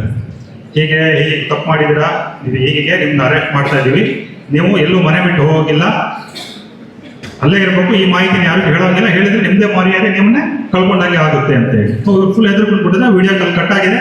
ಆನಂತರ ಇನ್ನೊಬ್ಬ ಸಬ್ ಇನ್ಸ್ಪೆಕ್ಟರ್ ಅಂತ ಹೇಳ್ಬಿಟ್ಟು ಕಂಟಿನ್ಯೂಸ್ ಆಗಿ ಇವ್ರಿಗೆ ವಿಡಿಯೋ ಕಾಲ್ ಮಾಡಿಬಿಟ್ಟು ಅಲ್ಲೇ ಕೂರ್ಸಿದ್ದಾನೆ ಮನೆಯಲ್ಲಿ. ಸುಸು ಮಾಡಕ್ ಹೋಗ್ಬೇಕು ಅಂದ್ರೂ ಕೂಡ ಅವ್ರ ಪರ್ಮಿಷನ್ ತಗೊಂಡೆ ಹೋಗ್ಬೇಕು ಅಂತ ಸಿಚುವೇಶನ್ ಅನ್ನು ಕ್ರಿಯೇಟ್ ಮಾಡಿದ್ದಾರೆ. ಮನೇಲಿ ಯಾರಿದ್ದಾರೆ ಅಂತ ಹೇಳಿ ಮಿಸಸ್ ಇದಾರೆ ಅಂತ ಮಿಸಸ್ ಅನ್ನು ಮಿಸಸ್ನು ಕೂರಿಸ್ಕೊಂಡಿದ್ದಾರೆ. ಬೋತ್ ಆರ್ ಏಜ್ ಆಕ್ಚುಲಿ ಪಾಪ ಅವರು. ಸೊ ಅವರು ತುಂಬಾ ಹೆದರ್ಕೊಂಡ್ಬಿಟ್ಟಿದ್ದಾರೆ. 2 ದಿವಸ ಅವರು ಸತಾಯಿಸಿದ್ದಾರೆ. 2 ದಿವಸ ಕಂಟಿನ್ಯೂಸ್ ಸತಾಯಿಸಿದ್ದಾರೆ. ಸತಾಯಿಸ್ಬಿಟ್ಟು ಅವರೊಂದು ಆಫರ್ ಕೊಟ್ಟಿದ್ದಾರೆ, ಏನ್ ಹೆದರ್ಕೊಬಿಡಿ, ನಿಮಗೆಲ್ಲ ಅನುಕೂಲ ಮಾಡ್ತೀವಿ, ಏನ್ ಮಾಡ್ತೀರಿ ಸರ್, ಏನಾದ್ರು ಮಾಡಿ ಅಂತ ಹೇಳಿದ್ದಾರೆ. ಒಂದು ಕೆಲಸ ಮಾಡಿ, ನಿಮ್ಮ ಅಕೌಂಟಲ್ಲಿ ಎಷ್ಟು ದುಡ್ಡಿದೆ, ಸ್ವಲ್ಪ ದುಡ್ಡಿದೆ ಸರ್, ಹಾಗಾದ್ರೆ ನಾವು ಹೇಳೋ ಅಕೌಂಟಿಗೆ ಟ್ರಾನ್ಸ್ಫರ್ ಮಾಡಿ ಅಂತ ಹೇಳ್ಬಿಟ್ಟು ಆ ಯಪ್ಪ ಶಿವಮೊಗ್ಗದಿಂದ ಭದ್ರಾವತಿಗೆ ಬಂದ್ಬಿಟ್ಟು ವಿಡಿಯೋ ಕಾಲಲ್ಲೇ ಬಂದಿದ್ದಾರೆ. ಹಿಂಗೆ ಕಾರ್ ಇಟ್ಕೊಂಡು ಭದ್ರಾವತಿಗೆ ಬಂದು ಭದ್ರಾವತಿಯಲ್ಲಿ ಅವ್ರು ಹೇಳ್ತಕ್ಕಂಥ 2 ಅಕೌಂಟಿಗೆ ಅಮೌಂಟ್ ಹಾಕಿದ್ದಾರೆ. ಅಮೌಂಟ್ ಹಾಕಿ 43 ಲಕ್ಷ ಅಮೌಂಟ್ ಹಾಕಿದ್ದಾರೆ. ಸೊ 43 ಲಕ್ಷ ಅಮೌಂಟ್ ಹಾಕಿದ ನಂತರ ಅವ್ರಿಗೊಂದು ಸ್ವಲ್ಪ ಫ್ರೀ ಬಿಟ್ಟಿದ್ದಾರೆ. ವಿಡಿಯೋ ಕಾಲು, ಊಟ ಮಾಡ್ಲಿಕ್ಕೆ, ಊಟ ಎಲ್ಲ ಫ್ರೀ ಬಿಟ್ಟಿದ್ದಾರೆ. ಅಗೇನ್ ಮತ್ತೆ ಕಾಂಟ್ಯಾಕ್ಟ್ ಮಾಡಿದ್ದಾರೆ, ಎಲ್ಲ ಎದ್ದು ಹೋಗ್ಬಾರ್ದು, ಎಲ್ಲಿ ಹೇಳಬಾರ್ದು, ನಮ್ಮ ಪೊಲೀಸ್ ಆಫೀಸರ್ಸ್ ಬರ್ತಾ ಇದ್ದಾರೆ, ವೆಯ್ಟ್ ಮಾಡಿರುತ್ತೆ. ಸೊ ಇವ್ರಿಗೆ ಕಂಟಿನ್ಯೂಸ್ ಹೆರಾಸ್ ಆಗಿದೆ. ಅಕ್ಕಪಕ್ಕದ ಮನೆಯವರೆಲ್ಲ ಕೇಳಿದ್ದಾರೆ, ಯಾಕೆ ಇವರೆಲ್ಲ ಹೊರಗೆ ಬರ್ತಾ ಇಲ್ಲಲ್ಲ ಅಂತ ಹೇಳಿ. ಯಾರೋ ಒಬ್ಬ ಹುಡುಗ ಪಕ್ಕದಲ್ಲಿ ಹೋಗಿ ಕೇಳಿದ್ದಕ್ಕೆ, ಇಲ್ಲ ಹಿಂಗೆ ಆಗ್ಬಿಟ್ಟಿದೆ ನಮಗೆ ಅಂತ ಹೇಳಿ ಗೊತ್ತಾದ್ಮೇಲೆ ಅವರು ಫ್ರಾಡ್ ಆಗಿದೆ ಅಂತ ಹೇಳಿ ಪೊಲೀಸ್ ಸ್ಟೇಷನ್ಗೆ ನಮ್ಮ ಹತ್ರ ಬಂದು ಕಂಪ್ಲೇಂಟ್ ರಿಜಿಸ್ಟರ್ ಮಾಡ್ತಾರೆ. ರಿಜಿಸ್ಟರ್ ಮಾಡಿದ್ಮೇಲೆ ಇನ್ವೆಸ್ಟಿಗೇಷನ್ ಮಾಡಿದ್ರೆ ನಮಗೆ ಏನು ಆರ್ಗನೈಸ್ಡ್ ಸಿಂಡಿಕೇಟ್ ಇದೆಯಲ್ಲ ನೋಡಿದ್ರೆ ಅದು ದುಬೈ ತನಕ ಇದೆ. ಎಲ್ಲಿದೆ? Dubai, Uttar Pradesh, Gujarat, some part of MP, Rajasthan. ಏನು ಅಕೌಂಟ್ಗಳಿಗೆ ದುಡ್ಡು ಹಾಕಿದ್ರೆ 2 ಅಕೌಂಟ್ಗಳು, ಒಂದು ಗುಜರಾತ್ ಇದೆ, ಒಂದು UP ಇದೆ. ಅಲ್ಲಿಂದ ಮಲ್ಟಿಪಲ್ ಅಕೌಂಟ್ಗಳಿಗೆ ಟ್ರಾನ್ಸಾಕ್ಷನ್ ಆಗಿದೆ. ನೀವೆಲ್ಲ ಕೇಳ್ಬೋದು, ಎಲ್ಲ ಅಕೌಂಟ್ ನಂಬರ್ ಇರುತ್ತಲ್ಲ ಸರ್, ಯಾವ್ದಾದ್ರು ಹೆಸರು ಇರುತ್ತೆ, ಅವ್ರು ಹೆಸರು ಕೇಸ್ ಮಾಡ್ಬೋದಲ್ಲ, ಪತ್ತೆ ಮಾಡ್ಬೋದಲ್ಲ ನೀವು ಅಂತ ಹೇಳಿ. ಸೊ ಅವೆಲ್ಲ ಅಕೌಂಟ್ಗಳು ಮ್ಯೂಲ್ ಅಕೌಂಟ್ಗಳು. ಮ್ಯೂಲ್ ಅಂದ್ರೆ ಗೊತ್ತಲ್ಲ, ಹೆಸರುಗತ್ತೆ. ಅದಕ್ಕೆ ಎಷ್ಟು ಭಾರ ಹೋಗುತ್ತೆ ಅಂತ ಗೊತ್ತಿರಲ್ಲ, ಆ ಅಕೌಂಟ್ ಅಲ್ಲಿ ಎಷ್ಟು ಟ್ರಾನ್ಸಾಕ್ಷನ್ ಆಗ್ತಾ ಇದೆ ಅಂತ ಹೇಳಿ. ಯಾರೋ ಒಬ್ರು ತಳ್ಳಗಾಡಿಯವನು, ತರಕಾರಿ ಮಂಡಿಯಲ್ಲಿ ಕಸ ಹೊಡೆಯವನು, ಅವ್ರ ಹೆಸರಿನಲ್ಲಿ ಒಂದು ಅಕೌಂಟ್ ಓಪನ್ ಮಾಡಿಸ್ತಾರೆ ಈ ಫ್ರಾಡ್ಸ್. ಏನ್ ಮಾಡ್ತಾರೆ, ಅವರಿಗೆ ಒಂದು ಅಂಶ ಹೊಡ್ತಾರೆ. ಯಾರೋ ಒಬ್ಬ ಬ್ರೋಕರ್ ಹೋಗ್ತಾನೆ, ನೋಡಪ್ಪ ನಿನ್ನ ಹೆಸರು ಒಂದು ಅಕೌಂಟ್ ಓಪನ್ ಮಾಡ್ಕೊಡೋ, ನೀವು ಒಂದು 25 ಸಾವಿರ ದುಡ್ಡು ಕೊಡ್ತೀವಿ ಅಂತಾರೆ. ಆಯ್ತು ಸ್ವಾಮಿ ಕೊಡ್ತೀನಿ ಅಂತ ಹೇಳ್ಬಿಟ್ಟು ಒಂದು ಅಕೌಂಟ್ ಓಪನ್ ಮಾಡ್ತಾರೆ. ಬಿಹಾರ, UP ಕಡೆ ಎಲ್ಲ ಸಿಕ್ಕಾಪಟ್ಟೆ ಬಡತನ ಇದೆ ನೆನಪಿರ್ಲಿ. ಅಕೌಂಟ್ ಓಪನ್ ಆಗುತ್ತೆ. ಓಪನ್ ಆದ ದಿವಸನೇ ಅವನ ಹೆಸರಲ್ಲಿ ಒಂದು ಸಿಮ್ ತಗೊಳ್ತಾರೆ. ಸಿಮ್ ಕಾರ್ಡ್ ಅವನ ಹೆಸರಿನಲ್ಲೇ ಸಾಧ್ಯವಾದ ಒಂದು ATM ಕಾರ್ಡ್ ಅನ್ನು ಅಪ್ಲೈ ಮಾಡ್ತಾರೆ. ಅವನ ಹೆಸರಲ್ಲಿ ಒಂದು ಚೆಕ್ ಬುಕ್ ತಗೊಳ್ತಾರೆ. ಚೆಕ್ ಬುಕ್ 1 ಅಥವಾ 2. ಆ ಚೆಕ್ ಬುಕ್ಗಳಿಗೆ ಎಲ್ಲ ಖಾಲಿ ಸಿಗ್ನೇಚರ್ಗಳನ್ನು ಮಾಡಿಸ್ಕೊಳ್ತಾರೆ. ಯಾರ ಹೆಸರುಗಳ ಇನ್ನೂ ಬರೆಯಲ್ಲ, ಡೇಟ್ ಬರೀ ಅವನ ಸಿಗ್ನೇಚರ್ ಅಷ್ಟೇ ಮಾಡಿಸ್ಕೊಳ್ತಾರೆ. ಒಂದು ಅಥರೈಸ್ಡ್ ಲೆಟರ್ ಕೂಡ ಬರ್ಸ್ಕೊಳ್ತಾರೆ ಅವನ ಹತ್ರ. ನಾನು ಇಲ್ಲದೆ ಇದ್ದಾಗ ಇವ್ರಿಗೆ ಬೇರೆ ಬಂದ್ರೆ ಅಮೌಂಟ್ ಕೊಡ್ಬೋದು ಅಂತೇಳಿ ಒಂದು ಲೆಟರ್ ಕೂಡ ಬರ್ಸ್ಕೊಳ್ತಾರೆ. ಬರ್ಸ್ಕೊಂಡ್ಬಿಟ್ಟು ಮ್ಯಾನೇಜರಿಗೆ ಕೊಡ್ತಾರೆ. ಕೊಟ್ಬಿಟ್ಟು ಒಂದು ಅಕೌಂಟ್ ಕಿಟ್ ಅನ್ನು ರೆಡಿ ಮಾಡ್ತಾರೆ. Account book, sim card, authorised letter, ಮತ್ತೆ ATM ಕಾರ್ಡು, ಇವನ್ನೆಲ್ಲ ಸೇರಿ ಒಂದು ಅಕೌಂಟ್ ಕಿಟ್ ಅಂತ ಹೇಳ್ತಾರೆ. ರೆಡಿ ಮಾಡ್ಬಿಟ್ಟು ಅವನಿಗೆ ಒಂದು 25 ಸಾವಿರ ಕೊಟ್ಟು ಸುಮ್ಮನಿರ್ತಾರೆ. ಅವ್ನಿಗೆ ಗೊತ್ತೇ ಇರಲ್ಲ, ಅವ್ನು ಹೋಗ್ಬಿಡ್ತಾನೆ ಅವ್ರು 25 ಸಾವಿರ ಇಸ್ಕೊಂಡು. ಸೊ ಇವ್ರು ಅದನ್ನ ಇಟ್ಕೊಂಡು ಆ ಕಿಟ್ ಅನ್ನ ಇನ್ನೊಬ್ಬನಿಗೆ ಕೊಡ್ತಾನೆ. ಅವನು ಇನ್ನೊಬ್ಬನಿಗೆ ಕೊಡ್ತಾನೆ. ಅವ್ನು ತಗೊಂಡು ಇನ್ನೊಬ್ಬನಿಗೆ ಯಾರಿಗೂ ಕೊಡ್ತಾನೆ, 9 ಪರ್ಸನ್ಗೆ. ಅವನ ಅಕೌಂಟ್ಗಳನ್ನ ಹೋಲ್ಡ್ ಮಾಡಿ ಇಟ್ಕೊಂಡಿರ್ತಾನೆ. ಒಂದು 5-6 ಲೇಯರ್ ದಾಟಿ ಆದ ನಂತರ ಒಂದು 7-8 ರಾಜ್ಯಗಳು ಸುತ್ತಾರೆ ಈ ಅಕೌಂಟ್. ಅವ್ರನ್ನೆಲ್ಲರನ್ನು ಕಂಟ್ರೋಲ್ ಮಾಡೋದು ಒಬ್ಬನು ದುಬೈನಲ್ಲಿ ಕುಂತಿರ್ತಾನೆ. ಈ ಮೈಂಡ್ ಗೇಮ್ ಮಾಡ್ತಕ್ಕಂಥ ಡಿಜಿಟಲ್ ಅರೆಸ್ಟ್ ಅಂತ ಕಾನ್ಸೆಪ್ಟ್ ರೆಡಿ ಮಾಡ್ತಕ್ಕಂಥ. ಈ ಡಿಜಿಟಲ್ ಅರೆಸ್ಟ್ ಕಾನ್ಸೆಪ್ಟ್ ಏನು ಮಾಡಿದಾರೆ ಆರ್ಕಿಟೆಕ್ಚರ್, ಅವರಿಗೆ ಈ ಸಾಫ್ಟ್ವೇರ್ ಇಂಜಿನಿಯರ್ಗಳಿಗಿಂತ ಜಾಸ್ತಿ ಸಂಬಳ ಇರುತ್ತಂತೆ. ನಾನು ಕೇಳಿದ್ದೀನಿ ಅವರಿಗೆ. ಈ ಕಾನ್ಸೆಪ್ಟ್ ಕ್ರಿಯೇಟ್ ಮಾಡಿದಾರಲ್ಲ ಡಿಜಿಟಲ್ ಅರೆಸ್ಟ್ ಅಂತ ಹೇಳಿ, ಅವನಿಗೆ ಈ ಸಾಫ್ಟ್ವೇರ್ ಇಂಜಿನಿಯರ್ಗಳು ವರ್ಷಕ್ಕೆ ಏನು ದುಡಿತಾರಲ್ಲ, ಅದಕ್ಕಿಂತ ಮ್ಯಾಕ್ಸಿಮಮ್ ಏನು ದುಡಿತಾರಲ್ಲ ಅದಕ್ಕಿಂತ ಜಾಸ್ತಿ ಅವನು ತಗೊಂಡಿರ್ತಾನೆ. ಆ ಕಾನ್ಸೆಪ್ಟ್ ಕ್ರಿಯೇಟ್ ಮಾಡುವ ಆರ್ಕಿಟೆಕ್ಟ್ ಮಾಡ್ಕೊಂಡಿರ್ತಾರೆ. ಅಂದ್ರೆ ತುಂಬಾ ಬುದ್ಧಿವಂತನೇ ಮಾಡ್ತಕ್ಕಂಥದ್ದು ಈ ಸೈಬರ್ ಕ್ರೈಮ್ಗಳು, ನೆನ್ಕೊಳ್ಳಿ ನಿಮಗೆ. ಸೊ ಹೀಗೆ ಅವ್ರನ್ನೆಲ್ಲ ಪತ್ತೆ ಮಾಡಿದ್ವಿ. ಕೆಲವ್ರನ್ನೆಲ್ಲ ಅವ್ರಿಗೆ ಒಂದು 23 ಲಕ್ಷ ಅಮೌಂಟ್ ಕೂಡ ಕೊಡಿಸ್ತೀವಿ ನಾವು ವಾಪಸ್ ಆ ಯಜಮಾನ್ರಿಗೆ ಕೊಡಿಸಿದೀವಿ. ಒಂದು 5-6 ಜನನ್ನ ಪತ್ತೆ ಮಾಡಿ ಆಲ್ರೆಡಿ ಅವರು ಚಾರ್ಜ್ ಶೀಟ್ ಕೂಡ ಮಾಡಿದೀವಿ. ಇನ್ನೊಬ್ಬ ದುಬೈಯಲ್ಲಿ ಇದ್ದಾನೆ, ಅವನನ್ನ ಎಕ್ಸ್ಟ್ರಡೇಷನ್ ಮಾಡಬೇಕು. ಮ್ಯೂಚುವಲ್ ಅಗ್ರಿಮೆಂಟ್ ಪ್ರಕಾರ ಇಂಟರ್ಪೋಲ್ ಮೂಲಕ ಮಾಡಿಸ್ಬೇಕು. ಅಂಡರ್ ಪ್ರೋಸೆಸ್ ಆಕ್ಚುಲಿ ಅದು. ಸೊ ಅದು ನಡೀತಾ ಇದೆ. ಇದಕ್ಕೆ ಡಿಜಿಟಲ್ ಅರೆಸ್ಟ್ ಅಂತ ಕರಿತೀವಿ. Next gift fraud. ನಿಮಗೆ ಏನಾದ್ರು ಗಿಫ್ಟ್ ಕೊಡ್ತೀವಿ ಅಂತೇಳಿ ವಂಚನೆ ಮಾಡ್ತಾರೆ. ಹೇಗಂದ್ರೆ ಒಬ್ಬ ವ್ಯಕ್ತಿ ಬಂದಿದ್ರು ನಮಗೆ, ಹುಡುಗ ಹೆಸರು ಹೇಳಲ್ಲ, ಸರ್ ನನಗೆ ಒಂದು ಗಿಫ್ಟ್ ಕೊಡ್ತೀನಿ ಅಂತ ಹೇಳ್ಬಿಟ್ಟು ಸುಮಾರು ಒಂದು 1.5 ಲಕ್ಷ ರೂಪಾಯಿ ದುಡ್ಡು ಹಾಕ್ಸಿಬಿಟ್ಟಿದ್ದಾರೆ, ಸಿಗ್ತಾ ಇಲ್ಲ ಕಾಂಟ್ಯಾಕ್ಟಿಗೆ. ಹೆಂಗೆ ಬಂದ್ರು ನಿಮಗೆ ಅಂದ್ರೆ, ನನಗೆ ಫೇಸ್ಬುಕ್ಕಲ್ಲಿ ಪರಿಚಯ ಇದೆ ಸರ್ ಒಬ್ಬ ಲೇಡಿ, ಅವ್ರ ಹೆಸರು ಜಲೀನಾ ಏನೋ ಅಂತ, ಜಲೀನಾ ರೋಡ್ರಿಗಸ್ ಅಂತ ಪರಿಚಯ ಆಗಿದ್ರು, ಕಾಂಟ್ಯಾಕ್ಟ್ ಮಾಡ್ತಾ ಇದ್ರು. ಜಸ್ಟ್ ವಿಡಿಯೋ ಕಾಲ್ ಮಾಡಿದ್ರೆ ಇಲ್ಲ, ವಿಡಿಯೋ ಕಾಲ್ ಮಾಡಿಲ್ಲ. ಹೇಗೆ ಮಾತಾಡ್ತಿದ್ರು? ವಾಯ್ಸ್ ಕಾಲ್, ಬರೀ ಟೆಕ್ಸ್ಟ್. ಪರಿಚಯ ಆಗ್ಬಿಟ್ಟು ತುಂಬಾ ವಿಶ್ವಾಸ ಬೆಳೀತು, ಇಂಟಿಮೇಟ್ ಆದ್ವಿ. ನಿಮ್ಗೇನೋ ಒಂದು ಗಿಫ್ಟ್ ಕಳಿಸ್ತೀನಿ ಅಂತ ಹೇಳಿದ್ರು, ಆಯ್ತು ಕಳಿಸಿ ಅಂತ ಹೇಳಿದ್ವಿ. ಏನೋ ಡೈಮಂಡ್ ರಿಂಗ್ ಏನೋ ಕಳಿಸ್ತೀನಿ ಅಂತ ಹೇಳಿದ್ರು, ಕಳಿಸಿದ್ದು ಸರ್. ಏರ್ಪೋರ್ಟ್ ಅಥಾರಿಟಿಯಿಂದ ಫೋನ್ ಬಂದಿತ್ತು, ಫಾರಿನಿಂದ ಬಂದಿದೆ, ಇದು ಟ್ಯಾಕ್ಸ್ ಎಲ್ಲ ಕಟ್ಟಬೇಕು ಅಂತ ಹೇಳಿ. ನಾನು ಒಂದಿಷ್ಟು ಅಮೌಂಟ್ ಹಾಕಿದ್ದೀನಿ, 1.5 ಲಕ್ಷ ರೂಪಾಯಿ ದುಡ್ಡನ್ನ. ಬಟ್ ಆಮೇಲೆ ಅವಳು ಫೋನೇ ತೆಗಿತಾರೆ, SMS ರಿಪ್ಲೈನೇ ಮಾಡ್ತಾ ಇಲ್ಲ ಸರ್ ಅಂತ ಬಂದಿದ್ದ ಅವನು, ಜಲೀನಾ ರೋಡ್ರಿಗಸ್. ನಾವೆಲ್ಲ ತೆಗೆದುಕೊಂಡು ಎಲ್ಲ ನೋಡಿ ವೆರಿಫೈ ಮಾಡಿ ಹೇಳಿದೆ, ನೋಡಪ್ಪ ನೀನು ಮೋಸ ಹೋಗಿದ್ಯಾ, ಅವಳಲ್ಲ ಅವನಾಗಿರ್ತಾನೆ, ಹಾಗಾಗಿ ನೀನು ಮೋಸ ಹೋಗ್ಬಿಟ್ಟಿದ್ಯಾ. ಸೊ ನೀನು ಇಷ್ಟು ದಿವಸ ಮಾತಾಡಿದ್ದು ಅವಳ ಜೊತೆಗಲ್ಲ, ಅವನ ಜೊತೆಗೆ ಮಾತಾಡಿದ್ಯಾ, ನೀನು ಟೆಕ್ಸ್ಟ್ ಮಾಡಿದ್ಯಾ ಅಂತ ಹೇಳಿದಾಗ ಅವ್ರಿಗೆ ಹೌದಾ ಸರ್, ತುಂಬಾ ಆಗ್ತಾ ಇದಾವೆ ಇಂಥವು, ಆಕ್ಚುಲಿ ತುಂಬಾ ಆಗ್ತವೆ. ಇನ್ನು ಕೆಲವರು ಏನ್ ಮಾಡ್ತಾರೆ, ಫೋನ್ನಲ್ಲಿ ಹುಡುಗಿ ಹೆಣ್ಮಕ್ಳು ಅಥವಾ ಗಂಡು ಮಕ್ಕಳು ಕಾಂಟ್ಯಾಕ್ಟ್ ಅಲ್ಲಿ ಇರ್ತಾರೆ, ಫೋನಲ್ಲೇ ಕಾಂಟ್ಯಾಕ್ಟ್ ಇರ್ತಾರೆ. ಕಾಂಟ್ಯಾಕ್ಟ್ ಇದ್ದು ಹುಡುಗ ಏನ್ ಮಾಡ್ತಾನೆ, ಹುಡುಗಿ ಕೈಯಲ್ಲೇ ದುಡ್ಡು ಇಸ್ಕೊಂಡು ಮೋಸ ಮಾಡಿದ ಕೇಸ್ಗಳಿದೆ. ಒಬ್ಬ ಹೆಣ್ಮಕ್ಳು ಬರ್ತಾರೆ, ನೋಡಿ ಸರ್ ಇಷ್ಟೆಲ್ಲ ಮಾಡಿದೆ, ನಾನು ಬೋರ್ಡ್ ಎಲ್ಲ ಕೊಟ್ಕೊಂಡಿದ್ದೀನಿ ಅವನಿಗೆ, ಯಾರಪ್ಪ ಅವನಿಗೆ ಗೊತ್ತಿಲ್ಲ, ಫೇಸ್ಬುಕ್ ಅಲ್ಲಿ ಪರಿಚಯ. ಇದರ gift fraud. Next credit card fraud ಆಗ್ತವೆ. ನೀವೆಲ್ಲ ಕ್ರೆಡಿಟ್ ಕಾರ್ಡ್ ಬಳಸ್ತಿರಲ್ವಾ? ವೆರಿ ರೀಸೆಂಟ್ ಒಂದು ಉದಾಹರಣೆ ಹೇಳ್ತೀನಿ. ಹೇಗೆ ಅಂದ್ರೆ, ಒಬ್ಬ ದೇವಪ್ಪ ಅಂತ ಬಂದಿದ್ದು ನಮ್ಮೂರ್ನಾರ ಪಾಪ ಅವರು, ನಾವು ಸಣ್ಣವರಿದ್ದಾಗ ಅವರೆಲ್ಲ ಊರಿನ ಯಜಮಾನ್ರು ಪಾಪ, ಬಹಳ ಗೌರವ ಅನ್ಬಿಟ್ಟು ಮೊನ್ನೆ ಬಂದು ನಮ್ಮ ಸ್ಟೇಷನ್ಗೆ ಬಂದು, ಸರ್ ನೀವೇ ಇದ್ದೀರಾ ಇಲ್ಲಿ ಅಂತ ಹೇಳಿದ್ರು. ಅಮ್ಮ ನೀವೇ ಇಲ್ಲಿ ಇದೆಯಾ ಅಂತ. ಹೌದು ನಾನೇ ಇದ್ದೀನಿ ಹೇಳಕ್ಕಲ್ಲಂತೆ. ಇಲ್ಲ, ನಮ್ದು ಕ್ರೆಡಿಟ್ ಕಾರ್ಡನ್ನ ಉಪಯೋಗಿಸ್ಬಿಟ್ಟು ಯಾರೋ ಪರ್ಚೇಸ್ ಮಾಡಿಬಿಟ್ಟಿದ್ದಾರೆ. ಹೇಗಾಗಿದೆ ಅಂತ ನೋಡಿದ್ರೆ, ಅವರಿಗೊಂದು ಫಿಶಿಂಗ್ ಮಾಡಿದ್ದಾರೆ, SMS ಅಥವಾ ಇಮೇಲ್ ಲಿಂಕ್ ಬಂದಿದೆ. ಅವ್ರ ಮಿಸಸ್ ಏನ್ ಮಾಡಿದ್ದಾರೆ, ಅದನ್ನ ಕ್ಲಿಕ್ ಮಾಡಿಬಿಟ್ಟಿದ್ದಾರೆ. ಕ್ಲಿಕ್ ಮಾಡಿದ ತಕ್ಷಣನೇ ಇಮಿಡಿಯೇಟ್ಲಿ ಏನಾಗಿದೆ, ಅವರು ಕ್ರೆಡಿಟ್ ಕಾರ್ಡ್ ಡೀಟೇಲ್ಸ್ನೆಲ್ಲ ಅವರು ಕಟ್ಕೊಂಡ್ಬಿಟ್ಟು ಅವ್ರು ಏನ್ ಮಾಡಿದ್ದಾರೆ, ಬ್ಯಾಂಕ್ ಮೂಲಕ ಪರ್ಚೇಸ್ ಮಾಡಿದ್ದಾರೆ. ಪರ್ಚೇಸ್ ಮಾಡಿ 2,70,000 ದೋಚಿಬಿಟ್ಟಿದ್ದಾರೆ, ಅಕೌಂಟಲ್ಲಿ ಇರೋದಷ್ಟು ಖಾಲಿ ಮಾಡಿದ್ದಾರೆ. ಇವ್ರು ಏನಂತ ಬಿಟ್ಟಿದ್ದಾರೆ, ಸಿಗುತ್ತಲ್ಲ ಹುಡ್ಕೊಡಿ ಸರ್ ಅಂತ ಹೇಳ್ತಾರೆ. ಅದು ಟ್ರಾನ್ಸಾಕ್ಷನ್ ಆಕ್ಚುಲಿ ಯಾರಿಗೆ ಹೋಗಿರುತ್ತೆ, ಉದಾಹರಣೆ ಯಾರಾದ್ರೂ ಬಂಗಾರದ ಕಡೆಯಲ್ಲಿ ಹೋಗಿ ಬಂಗಾರ ಕೊಟ್ಟಿರ್ತಾರೆ. ಅವರು ಬಂಗಾರದ ಏನ್ ಮಾಡ್ತಾನೆ, ಬಂಗಾರ ಕೊಟ್ಬಿಟ್ಟು ದುಡ್ಡು ಇಸ್ಕೊಂಡಿರ್ತಾನೆ. ಪಾಪ ಅವನಿಗೆ ಗೊತ್ತಿರಲ್ಲ ಇವ್ನು ಹೆಂಗ್ ಕೊಡ್ತಿದ್ದಾನೆ ದುಡ್ಡು ಅಂತ ಹೇಳ್ಬಿಟ್ಟು ಅಲ್ವಾ. ಈಗ ಜೋಲಾಕಾಸ್ಗೆ ಹೋಗ್ಬಿಟ್ಟು ನೀವು ಯಾರಿಂದನೋ ಆನ್ಲೈನ್ ಟ್ರಾನ್ಸಾಕ್ಷನ್ ಮಾಡಿದ್ರೆ ಜೋಲಾಕಾಸ್ನ ರೆಸ್ಪಾನ್ಸಿಬಲ್ ಆಗ್ತಾನೆ. ಅವನು ಬರೀ ಬಂಗಾರ ಕೊಟ್ಟಿರ್ತಾನೆ ಅಷ್ಟೇ, ಬಿಲ್ ಬರ್ಕೊಂಡು. ಸೊ ಅದನ್ನ ಪತ್ತೆ ಮಾಡ್ಲಿಕ್ಕೆ ತುಂಬಾ ಕಷ್ಟ ಇದೆ. ಮಾಡಬಹುದು, ಒಂದು ಕೇಸನ್ನ ಪತ್ತೆ ಮಾಡಬೇಕಂದ್ರೆ ಕನಿಷ್ಠ 5-6 ರಾಜ್ಯಗಳು ಸುತ್ತರಿಬೇಕು. 2 ಲಕ್ಷವನ್ನು ಪತ್ತೆ ಮಾಡಬೇಕಂದ್ರೆ ಅಷ್ಟೇ ಪ್ರಮಾಣದ ದುಡ್ಡನ್ನು ಕೂಡ ಸರ್ಕಾರ ಅದಕ್ಕೆ ವೆಚ್ಚ ಮಾಡಬೇಕಾಗುತ್ತೆ. Next job offer fraud. ತುಂಬಾ ಜಾಬ್ ಆಫರ್ ಫ್ರಾಡ್ಗಳಾಗ್ತವೆ. ನಿಮಗೆ ಗೊತ್ತಿದೆ, ಜಾಬ್ ಕೊಡ್ತೀವಿ ಅಂತ ಹೇಳ್ಬಿಟ್ಟು ಆನ್ಲೈನ್ ಅಲ್ಲಿ ಫೇಕ್ ವೆಬ್ಸೈಟ್ಗಳನ್ನು ಕ್ರಿಯೇಟ್ ಮಾಡ್ತಾರೆ. ಕ್ರಿಯೇಟ್ ಮಾಡಿ ನೀವು ಡೀಟೇಲ್ಸ್ ಎಲ್ಲ ಕಲೆಕ್ಟ್ ಮಾಡಿಕೊಂಡು ಆಫರಿಂಗ್ ಲೆಟರ್ನು ಕೂಡ ಫೇಕ್ ಆಫರಿಂಗ್ ಲೆಟರ್ನೇ ಕಳಿಸ್ತಾರೆ, ಆನ್ಲೈನ್ ಅಲ್ಲೇ ಕಳಿಸ್ಬಿಟ್ಟು ಇಲ್ಲ ನಿಮಗೆ ಒಂದು ಸ್ವಲ್ಪ ರಿಜಿಸ್ಟ್ರೇಷನ್ ಚಾರ್ಜ್ ಹಾಕಬೇಕು ಅಂತ ಹೇಳ್ಬಿಟ್ಟು ಅಮೌಂಟ್ ಅನ್ನು ಹಾಕಿಸ್ಕೊಳ್ತಾರೆ. ಅಮೌಂಟ್ ಅನ್ನು ಹಾಕಿಸ್ಕೊಂಡು ನಿಮ್ಮನ್ನ ವಂಚಿಸ್ತಾರೆ. ಇವು ಜಾಬ್ ಆಫರ್ ಫ್ರಾಡ್ಗಳು. ನೀವು ಯಾವುದೇ ಜಾಬ್ ಅನ್ನು ಹುಡುಕ್ಬೇಕಾದ್ರೆ ವೆಬ್ಸೈಟ್ ಅಲ್ಲಿ ಹುಡುಕ್ತೀನಿ ಅಂದ್ರೆ ದಯಮಾಡಿ ಅದನ್ನ ಫಿಸಿಕಲ್ ಆಫೀಸ್ ಅನ್ನ ಒಂದ್ಸಲಿ ಕಾಂಟ್ಯಾಕ್ಟ್ ಮಾಡಿಕೊಂಡು ನೀವು ನಿಮ್ಮ ಜಾಬ್ ಅನ್ನ ಏನ್ ಮಾಡ್ಬೋದು, ಸೇರ್ಕೊಳ್ಳೋದಕ್ಕೆ ನೀವು ಪ್ರಯತ್ನ ಮಾಡ್ಬೋದು. ನೆಕ್ಸ್ಟ್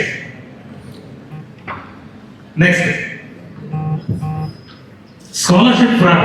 ವಿದ್ಯಾರ್ಥಿಗಳಿದ್ದೀರಲ್ವ ನೀವೆಲ್ಲ, ಸ್ಕಾಲರ್ಶಿಪ್ ಕೊಡ್ತೀವಿ ಅಂತ ಹೇಳಿ ನಿಮಗೆ ಫ್ರಾಡ್ ಮಾಡ್ತಾರೆ.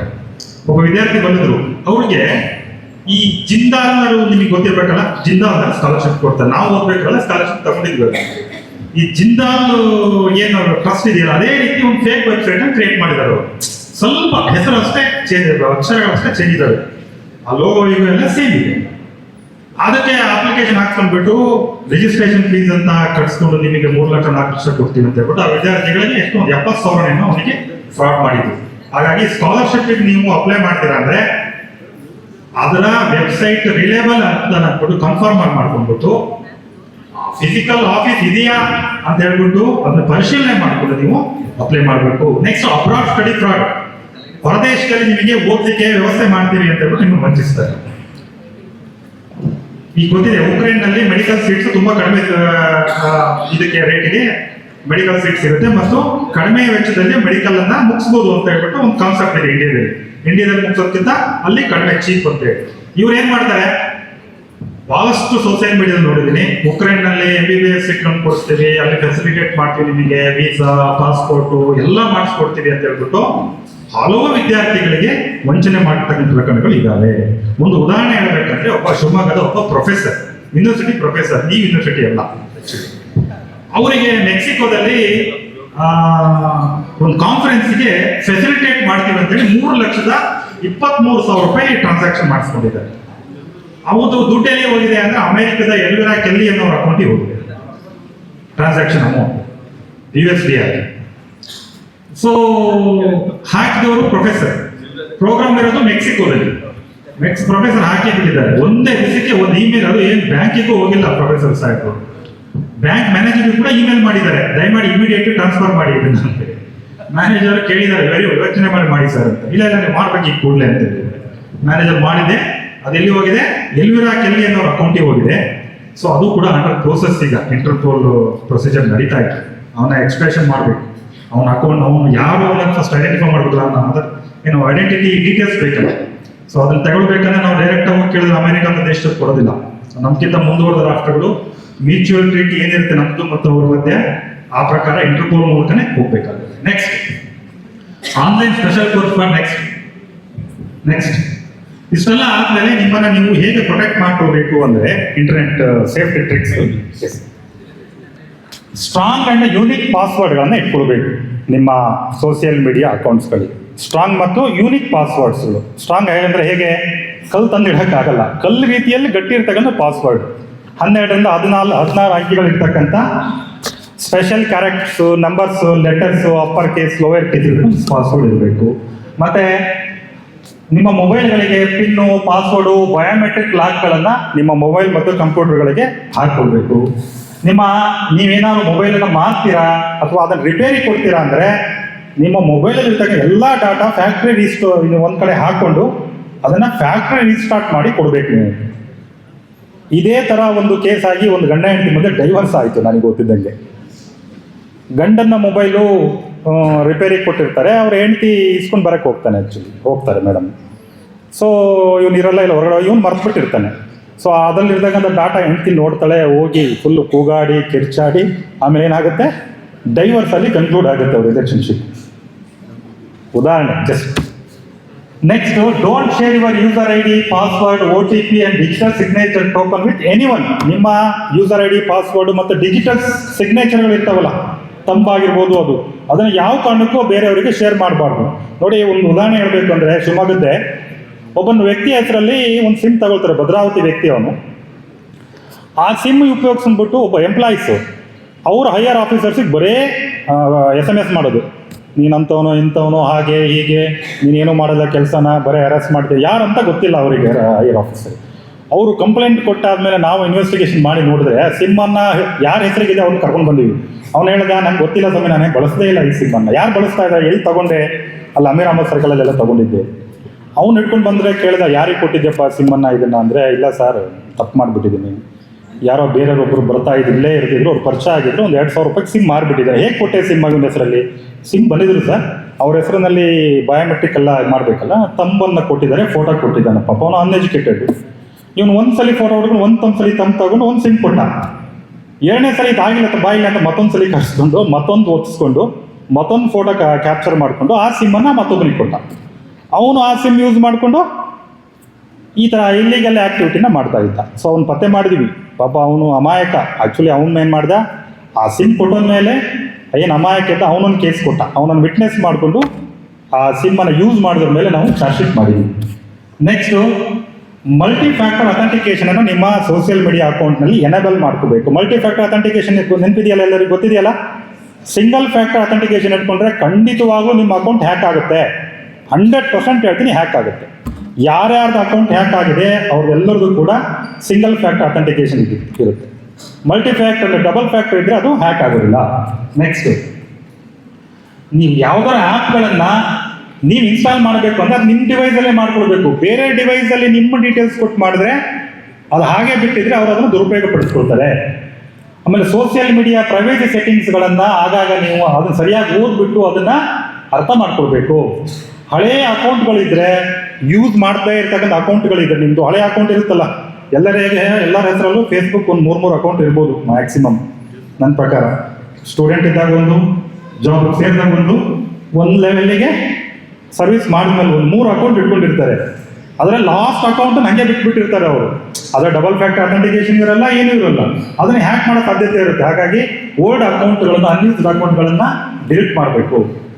ಡಾಟಾವನ್ನು ರೆಗ್ಯುಲರ್ ಬ್ಯಾಕಪ್ ಮಾಡಬೇಕು. ಡಾಟಾ ಶೇರ್ ಮಾಡ್ತೀರಾ ಅಂದರೆ ಅದನ್ನು ಸಪ್ರೇಟ್ ಪಾಸ್ವರ್ಡು ಮತ್ತು ಡಾಟಾವನ್ನು ಸಪ್ರೇಟಾಗಿ ಶೇರ್ ಮಾಡಬೇಕು ನೀವು. ಮತ್ತು ಸೆಕ್ಯೂರ್ ಇಂಟರ್ನೆಟ್ಟನ್ನು ಬಳಸಬೇಕು. ವೈಫೈನಲ್ಲ, ಪಬ್ಲಿಕ್ ವೈಫೈ ಬಳಸಬೇಕಾದ್ರೆ ಕೇರ್ ಆಗಿರಬೇಕು. ಮತ್ತು ಆನ್ಲೈನಲ್ಲಿ ಯಾರನ್ನಾರು ಭೇಟಿ ಆಗ್ತೀರಂತ ಅನ್ಬೇಕಾದ್ರೆ ನೀವು ಗಮನ ಹರಿಸ್ಬೇಕು. ನಾನು ಹೇಳ್ದಲ್ಲ, ಅವಳಾಗಿರಲ್ಲ ಅವನಾಗಿರ್ತಾನೆ ಅಂತ ಹೇಳಿ. ಹಾಗಾಗಿ ಕೇರ್ ಆಗಿರಬೇಕು. ಮತ್ತು ನೀವು ಡೌನ್ಲೋಡ್ ಮಾಡ್ತೀರಾ ಅಂದರೆ ಅದನ್ನು ಏನು ಡೌನ್ಲೋಡ್ ಮಾಡ್ತೀರಾ ಅನ್ನೋದ್ರ ಬಗ್ಗೆ ನೀವು ಗಮನ ಹರಿಸ್ಬೇಕು. ಉದಾಹರಣೆ, ಚೈಲ್ಡ್ ಅಂದರೆ 18 ವರ್ಷಕ್ಕಿಂತ ಕೆಳಗಡೆ ಇರುವಂಥ ಮಕ್ಕಳಿಗೆ ಚೈಲ್ಡ್ ಅಂತ ಕರಿತೀವಿ, ಗಂಡಾಗಿರಲಿ ಹೆಣ್ಣಾಗಿರಲಿ. ಸೊ ಈ ಮಕ್ಕಳಿಗೆ ಸಂಬಂಧಪಟ್ಟಂತೆ ಯಾವುದಾದ್ರು ಅಶ್ಲೀಲ ಚಿತ್ರ, ವಿಡಿಯೋ ಅದನ್ನು ಆನ್ಲೈನಲ್ಲಿ ನೋಡೋದು, ಅದನ್ನು ಡೌನ್ಲೋಡ್ ಮಾಡೋದು, ಅದನ್ನು ಬೇರೆಯವರಿಗೆ ಶೇರ್ ಮಾಡೋದು, ಇದು ರಿಗರಸ್ ಅಫೆನ್ಸ್, ತುಂಬ ಕಠೋರವಾದಂಥ ಅಪರಾಧ ಇದು. ಇದನ್ನು ಮಾನಿಟರಿಂಗ್ ಮಾಡಲಿಕ್ಕೆ ನ್ಯಾಷನಲ್ ಲೆವೆಲಲ್ಲಿ ಒಂದು ಸಿಸ್ಟಮ್ ಇದೆ.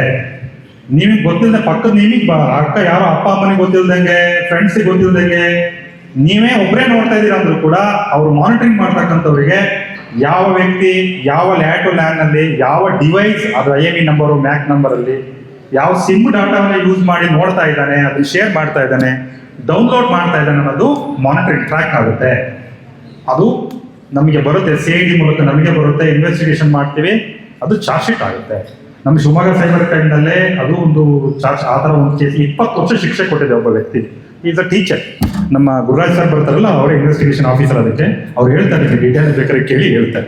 20 ವರ್ಷ ಶಿಕ್ಷೆ ಆಗಿದೆ. ಟೀಚರ್, ಗೌರ್ಮೆಂಟ್ ಟೀಚರ್ ಅವನು, ಮಕ್ಕಳಿಗೆ ಸಂಬಂಧಪಟ್ಟಂತ ಈ ಥರ ಆಕ್ಟಿವಿಟಿ ಮಾಡೋದಕ್ಕೆ. ನೆಕ್ಸ್ಟ್, ಯಾವುದೇ ಪೋಸ್ಟ್ ಅನ್ನು ಮಾಡಬೇಕಾದ್ರೆ ಗಮನ ಹರಿಸ್ಬೇಕು. ನೀವು ಸುಮ್ಮನೆ ಯಾರಿಗೋ ನೋಯ್ಸ ಹಾಗೆ ಅಂತ ಪೋಸ್ಟ್ಗಳನ್ನು ಮಾಡಬಾರ್ದು. ನೆಕ್ಸ್ಟ್, ಸಾಫ್ಟ್ವೇರ್ ಅಪ್ಡೇಟ್ ಮಾಡಬೇಕು, ಆಂಟಿವೈರಸ್ ಅನ್ನು ಹಾಕೊಳ್ಬೇಕು, ಸಸ್ಪಿಷಿಯಸ್ ಲಿಂಕ್ಸ್ ಅನ್ನ ಕ್ಲಿಕ್ ಮಾಡಬಾರ್ದು. ನಾ ಹೇಳಿದಲ್ಲ, APK ಫೈಲ್ ಅಂತ ಒಂದಿದೆ, ಆಂಡ್ರಾಯ್ಡ್ ಪವರ್ ಕಿಟ್ ಅಂತ, ತುಂಬಾ ಸುಲಭವಾಗಿ ಎಲ್ಲರ ಮೊಬೈಲಲ್ಲೂ ಅದು ಇನ್ಸ್ಟಾಲ್ ಆಗುತ್ತೆ. ಈ PM ಕಿಸಾನ್ ಯೋಜನಾ ಸಾಹೇಬರು ಹೇಳಿದ್ರು, ಈಗೆಲ್ಲ ಟ್ರಾಫಿಕ್ ಚಲನ್ಗಳನ್ನೆಲ್ಲ ನಾವು ಆನ್ಲೈನಲ್ಲಿ ಕಳಿಸ್ತೀವಿ ಅಂತ. ಆ ಸೇಮ್ ಪ್ಯಾರಲಲ್ ಆಗಿ ಇವರು ಕೂಡ ವಾಹನ್ ಪರಿವಾಹನ್ ಅಂತ ಒಂದು ಆ್ಯಪ್ ತರ ಕಳಿಸ್ದಂಗೆ ಮಾಡಿ, ಚಲನ್ ಕಳಿಸ್ದಂಗೆ ಮಾಡಿದ್ರೆ ಕ್ಲಿಕ್ ಮಾಡಿದ ತಕ್ಷಣನೇ ಒಂದು ಆಂಡ್ರಾಯ್ಡ್ ಪವರ್ ಕಿಟ್ ಮೊಬೈಲಿಗೆ ಇನ್ಸ್ಟಾಲ್ ಆಗುತ್ತೆ. ನಿಮ್ಮ ಮೊಬೈಲ್ ಆಕ್ಸೆಸ್ ಅಂತ ತಗೊಳ್ತಾರೆ ಅವರು, ತಗೊಂಡ್ಬಿಟ್ಟು ಡಾಟಾವನ್ನು ಕದಿಯೋ ಸಾಧ್ಯತೆ ಇರುತ್ತೆ. ಹಾಗಾಗಿ ಎಲ್ಲಿ ಕ್ಲಿಕ್ ಮಾಡಿದ್ರೆ ಅನ್ನೋ ಬಗ್ಗೆ ನೋಡಿ ಕ್ಲಿಕ್ ಮಾಡಬೇಕು. Next, online information double confirmation ಮಾಡ್ಕೋಬೇಕು. ಗೂಗಲ್ನಲ್ಲಿ ಈಗ ಏನದು ಕಿಮ್ಮನೆ ರೆಸಾರ್ಟ್ಸ್ ಅಂತ ಹೊಡೆದ್ರೆ 100 ನಂಬರ್ಗಳು ಓಪನ್ ಆಗ್ತವೆ. ಕಿಮ್ಮನೆ ರೆಸಾರ್ಟ್ಸ್ ಇದೆಯಲ್ಲ ಶಿವಮೊಗ್ಗದಲ್ಲಿ, ನೀವು ಅವ್ರ ಕಾಂಟ್ಯಾಕ್ಟ್ ನಂಬರ್ ಇಲ್ಲ ಏನೋ ಬುಕ್ ಮಾಡಬೇಕು ಅಂದ್ರೆ ಅದನ್ನ ಹೊಡೆದ್ರೆ 104 ನಂಬರ್ ಓಪನ್ ಆಗ್ತವೆ ಕನಿಷ್ಠ ನನಗೆ ಗೊತ್ತಿದೆ. ಸೊ ಅದೆಲ್ಲವೂ ಕೂಡ ಗೂಗಲಲ್ಲಿ ಇರೋದೆಲ್ಲ ಸತ್ಯ ಅಲ್ಲ. ಗೂಗಲ್ ಒಂದು ಪ್ಲಾಟ್ಫಾರ್ಮ್ ಅಷ್ಟೇ, ನೀವು ಏನು ಹಾಕಿರೋದನ್ನ ಅಕ್ಸೆಪ್ಟ್ ಮಾಡ್ಕೊಂಡು ತೋರಿಸ್ತಾ ಇರುತ್ತೆ ಅಷ್ಟೇ. ಅದರಲ್ಲಿ ಯಾವ ಸರಿ ಅಂತ ನೀವು ಪರಿಶೀಲನೆ ಮಾಡ್ಕೊಂಡು ಮುಂದುವರಿಬೇಕು. ಒಬ್ಬ ಲಾಯರ್ ಅವ್ರ ಮಗನ ಬರ್ಡೇ ಪಾರ್ಟಿ ಬುಕ್ ಮಾಡ್ಲಿಕ್ಕಾಗಿ ಆಶಾ ಫರ್ನಿಗೆ ಕಾಂಟ್ಯಾಕ್ಟ್ ಮಾಡಿದ್ರೆ, ಇನ್ನು ಮೊಬೈಲ್ ಗೂಗಲ್ ಟೆಕ್ಸ್ಟ್ ಮಾಡಿ ಮೊಬೈಲ್ ಕಾಲ್ ಮಾಡಿದ್ರು. 70,000 ಆಗಿದ್ದಾರೆ ಆಶಾ ಫರ್ನ್, ಕಿಮ್ಮನೆ ರೆಸಾರ್ಟಿಗೆ ಹೋದ್ಮೇಲೆ ನಮ್ದು ಏನು ಬುಕಿಂಗ್ ಡೀಟೇಲ್ಸ್ ಇಲ್ಲ ಅಂದ್ರೆ ನೀವು ಎಲ್ಲಿ ಬುಕ್ ಮಾಡಿದ್ದೀರಾ ಅಂತ ಕೇಳ್ತಾರೆ ನಮ್ಮ ಶಿವಮೊಗ್ಗದ ಲಾಯರ್. ನಮಗೆ ಗೊತ್ತಿಲ್ವಲ್ಲ, ಗೂಗಲಲ್ಲಿ ಈ ನಂಬರ್ ಇದೆಯಲ್ಲ, ನಾವು ರೆಸ್ಪಾನ್ಸಿಬಲ್ ಅಲ್ಲ, ನಾವು ಹಾಕಿಲ್ಲ, ನಮ್ದು ವೆಬ್ಸೈಟ್ ಅಲ್ಲಿ ಇದೆ ನೋಡಿ ಅಂತ. ಹಾಗಾಗಿ ಗೂಗಲ್ ಅನ್ನು ಜಾಸ್ತಿ ನೀವು ನಂಬಿ ಮೋಸ ಹೋಗ್ಬೇಡಿ. ನೆಕ್ಸ್ಟ್, ಇಷ್ಟೆಲ್ಲ ಆದರೂ ಕೂಡ ಹೇಗೆ ನೀವು ಇಷ್ಟೆಲ್ಲ ಸೆಕ್ಯೂರಿಟಿ ನೀವು ಟಿಪ್ಸ್ ಅನ್ನ ಫಾಲೋ ಮಾಡೋದು ಕೂಡ ನಿಮಗೆ ಸೈಬರ್ ಇನ್ಸಿಡೆಂಟ್ಸ್ ಆದರೆ ನೀವು ಏನು ಮಾಡಬೇಕಪ್ಪ, ಹೇಗೆ ರಿಪೋರ್ಟ್ ಮಾಡಬೇಕು ಅಂದರೆ www.cybercrime.government.in ಅಂತ ಹೇಳಿ ಒಂದು ವೆಬ್ಸೈಟ್ ಇದೆ. ಆ ವೆಬ್ಸೈಟ್ನಲ್ಲಿ ನೀವು ನಿಮ್ಮ ದೂರನ್ನು ದಾಖಲಿಸ್ಬೋದು. ಮತ್ತೊಂದಿದೆ 1930 ಟೋಲ್ ಫ್ರೀ ನಂಬರ್ ಇದೆ. ಇದು ಫೈನಾನ್ಷಿಯಲ್ ಫ್ರಾಡ್ಸ್ ರಿಲೇಟೆಡ್ ಕ್ರೈಮ್ಸ್ಗಳನ್ನು ನೀವು ಫೋನ್ ಮಾಡಿ ನಿಮ್ಮ ದೂರ ದಾಖಲಿಸ್ಬೋದು. ಮತ್ತು ಸಂಚಾರ ಸಾಥಿ ಅಂತ ಒಂದು ಆ್ಯಪ್ ಇದೆ. ಈಗ ರೀಸೆಂಟ್ ಸೆಂಟ್ರಲ್ ಗೌರ್ಮೆಂಟ್ ಕೂಡ ಅದ್ರ ಬಗ್ಗೆ ಒಂದು ನೋಟಿಫಿಕೇಶನ್ ಮಾಡಿತ್ತು, ಎಲ್ಲರೂ ಕೂಡ ಕಂಪಲ್ಸರಿ ಅದನ್ನ ಇನ್ಸ್ಟಾಲ್ ಮಾಡಬೇಕು ಅಂತ. ಅದು ತುಂಬಾ ಡಿಬೇಟ್ನಲ್ಲಿದೆ, ಚರ್ಚೆಯಲ್ಲಿದೆ, ವಾದ ವಿವಾದಗಳು ನಡೀತಾ ಇದೆ. ಏನೇವೇ ಆದ ಪೊಲೀಸ್ ಆಫೀಸರ್ ನಾನು ನಿಮ್ಗೆ ಏನು ಹೇಳ್ತೀನಿ ಅಂದ್ರೆ that is good for user. ಯಾಕಂದ್ರೆ ಅದರಲ್ಲಿ ತುಂಬಾ ಆಪ್ಷನ್ಸ್ ಇದೆ. ನೀವು ಕಳೆದೋದ ಮೊಬೈಲ್ ಅನ್ನ ನೀವು ರಿಪೋರ್ಟ್ ಮಾಡ್ಬೋದು, ಮತ್ತೆ ನಿಮ್ಮ ಹೆಸರಿನಲ್ಲಿ ಎಷ್ಟು ಸಿಮ್ಗಳಿದಾವೆ ಅನ್ನೋದನ್ನ ತಿಳ್ಕೊಳ್ಬೋದು. ನಿಮಗೆ ಹೆರಾಸ್ಮೆಂಟ್ ಕಾಲ್ ಬರ್ತಾ ಇದೆ, ಫಾರಿನ್ ಕಾಲ್ ನಂಬರಿಂದ ಕಾಲ್ ಬರ್ತಾ ಇದೆ, ಇಂಡಿಯನ್ ನಂಬರಿಂದ ಆನ್ಲೈನ್ ಕಾಲ್ ಬರ್ತಾ ಇದೆ, ಏನೋ ಆಫರ್ ಕೊಡ್ತೀನಿ, ಗಿಫ್ಟ್ ಕೊಡ್ತೀವಿ ಅಂತ ಅದನ್ನ ರಿಪೋರ್ಟ್ ಮಾಡ್ಬೋದು. ಇಷ್ಟೆಲ್ಲ ಆಪ್ಷನ್ಸ್ ಆ ಸಂಚಾರ ಸಾಥಿ ಆ್ಯಪ್ನಲ್ಲಿದೆ. ಈ ಮೂಲಕ ನೀವು ನಿಮ್ಮ ಕ್ರೈಮ್ ಅನ್ನ, ಸೈಬರ್ ರಿಲೇಟೆಡ್ ಕ್ರೈಮ್ಸ್ಗಳನ್ನ ದಾಖಲಿಸಬಹುದು. ನೆಕ್ಸ್ಟ್ ಲಾಸ್ಟ್ ಒಂದು ಗುಡ್ ಸಿಟಿಜನ್. ಸೊ 2 ನಿಮಿಷ ಸರ್, ಮುಗಿಸ್ಬಿಡ್ತೀನಿ. ನಾವೆಲ್ಲರೂ ಕೂಡ ನಾಗರಿಕರಲ್ವಾ, ಈ ದೇಶದ ನಾಗರಿಕರು, ಸಿಟಿಜನ್ಸ್. ಒಂದು ಸುಮಾರು 145 ಕೋಟಿ ಜನಸಂಖ್ಯೆ ಇದ್ದೀವಿ ನಾವು, ಆಲ್ಮೋಸ್ಟ್ 140 million. ಸೊ ಎಲ್ಲರೂ ನಾಗರಿಕರೇ. ತುಂಬ ಜನ ನಾಗರಿಕರು ಜೈಲಲ್ಲಿದ್ದಾರೆ, ಕೆಲವರು ಜೈಲಿಗೆ ಹೋಗ್ಲಿಕ್ಕಾಗಿ ಪೆಂಡಿಂಗ್ ಇದ್ದಾರೆ, ಕೆಲವರು ಹೊರಗಡೆ ಇಟ್ಕೊಂಡು ಕ್ರಿಮಿನಲ್ ಆ್ಯಕ್ಟಿವಿಟಿಯನ್ನು ಮಾಡ್ತಾ ಇದ್ದಾರೆ, ತುಂಬ ಕ್ರಿಮಿನಲ್ ಆ್ಯಕ್ಟಿವಿಟಿ ಮಾಡ್ತಾ ಇದ್ದಾರೆ. ಮತ್ತು ಕೆಲವರು ಏನು ಮಾಡ್ತಾ ಇದ್ದಾರೆ, ದೇಶದ್ರೋಹಿ ಚಟುವಟಿಕೆಗಳು ತೊಡಗಿದ್ದಾರೆ. ನಮ್ಮ ದೇಶದ ನಾಗರಿಕರೇ, ಎಲ್ಲರೂ ನಾವೆಲ್ಲ ನಾಗರಿಕರೇ. ನಮ್ಮೆಲ್ಲರಿಗೂ ಕೂಡ ಫಂಡಮೆಂಟಲ್ ರೈಟ್ಸ್ ಇದೆ ಅಲ್ವಾ? ನಾವೆಲ್ಲರೂ ಕ್ಲೈಮ್ ಮಾಡ್ತೀವಿ. ಜೈಲಲ್ಲಿದ್ದವನು ನನ್ನ ಹ್ಯೂಮನ್ ರೈಟ್ಸ್ ಇದೆ ಅಂತಾನೆ, ಮರ್ಡರ್ ಮಾಡಿದವನು ಹ್ಯೂಮನ್ ರೈಟ್ಸ್ ಇದೆ ಅಂತ, ಡಕಾಯಿತಿ ಮಾಡಿದವನು ಹ್ಯೂಮನ್ ರೈಟ್, ಟೆರರಿಸ್ಟಿಗೂ ಹ್ಯೂಮನ್ ರೈಟ್ಸ್ ಇದೆ ಅಂತ ಹೇಳ್ತಾರೆ. Fundamental rights ಕೊಟ್ಬಿಟ್ಟಿದೆ. ಸೊ ಅದನ್ನು ಗೌರವಿಸೋಣ ನಾವು ಆ್ಯಕ್ಚುಲಿ. ಬಟ್ ಸಿಟಿಜನ್ಸ್ ಇವರೆಲ್ಲ ಫಂಡಮೆಂಟಲ್ ರೈಟ್ಸನ್ನು ಎಕ್ಸ್ಪೆಕ್ಟ್ ಮಾಡೋರು. ಆಸ್ ಎ ಗುಡ್ ಸಿಟಿಜನ್ ಅವ್ನು ಏನು ಮಾಡ್ತಾನೆ, ಫಂಡಮೆಂಟಲ್ ಡ್ಯೂಟೀಸನ್ನು ಮಾಡ್ತಾನೆ ಕರೆಕ್ಟಾಗಿ. ಬರೇ ಫಂಡಮೆಂಟಲ್ ರೈಟ್ಸನ್ನು ಎಕ್ಸ್ಪೆಕ್ಟ್ ಮಾಡಿದ್ರೆ ನೀವು ಬರೇ ಸಿಟಿಜನ್ ಆಗ್ತೀವಿ ನಾವು. ಗುಡ್ ಸಿಟಿಜನ್ ಆಗಬೇಕಂದ್ರೆ ಫಂಡಮೆಂಟಲ್ ಡ್ಯೂಟೀಸನ್ನು ನಾವು ಮಾಡಬೇಕು. 51 article 51A of Indian constitution ಹೇಳುತ್ತೆ. 10 ಇತ್ತು, ಆ್ಯಕ್ಚುಲಿ ಈಗ 11 ಆಗಿದೆ. ಎಜುಕೇಷನ್, ಶಿಕ್ಷಣ ಕೊಡಿಸ್ತಕ್ಕಂಥದ್ದು ಪೋಷಕರ ಮತ್ತು ಸರ್ಕಾರದ ಕರ್ತವ್ಯ ಅಂತ ಆಗಿದೆ. ಸೊ ಆ 11 ನಾಗರಿಕ ಕರ್ತವ್ಯಗಳೇನಿದಾವಲ್ಲ ಅವನ್ನ ಕರೆಕ್ಟಾಗಿ ನಾವು ಫಾಲೋ ಮಾಡಿದ್ರೆ ನಾವು ಉತ್ತಮ ನಾಗರಿಕರಾಗ್ತೀವಿ. ಈ ದೇಶಕ್ಕೆ ಬೇಕಾಗಿರೋದು ಕೇವಲ ನಾಗರಿಕರಲ್ಲ, ಉತ್ತಮ ನಾಗರಿಕರು ಅಂತ ಹೇಳ್ತಾ ತಾವೆಲ್ಲರೂ ಕೂಡ ಉತ್ತಮ ನಾಗರಿಕರು ಆಗ್ತೀರಾ ಅಂತ ಹೇಳಿ ಬಯಸ್ತಾ ಇಷ್ಟೊತ್ತು ತನಕ ನನಗೆ ಮಾತನಾಡಲಿಕ್ಕೆ ಅವಕಾಶ ಮಾಡಿಕೊಡುತ್ತಾ ತಮ್ಮೆಲ್ಲರಿಗೂ ಅನಿಸಿ ನಾನು ಮಾತು ಮುಗಿಸಿ ನಮಸ್ಕಾರ.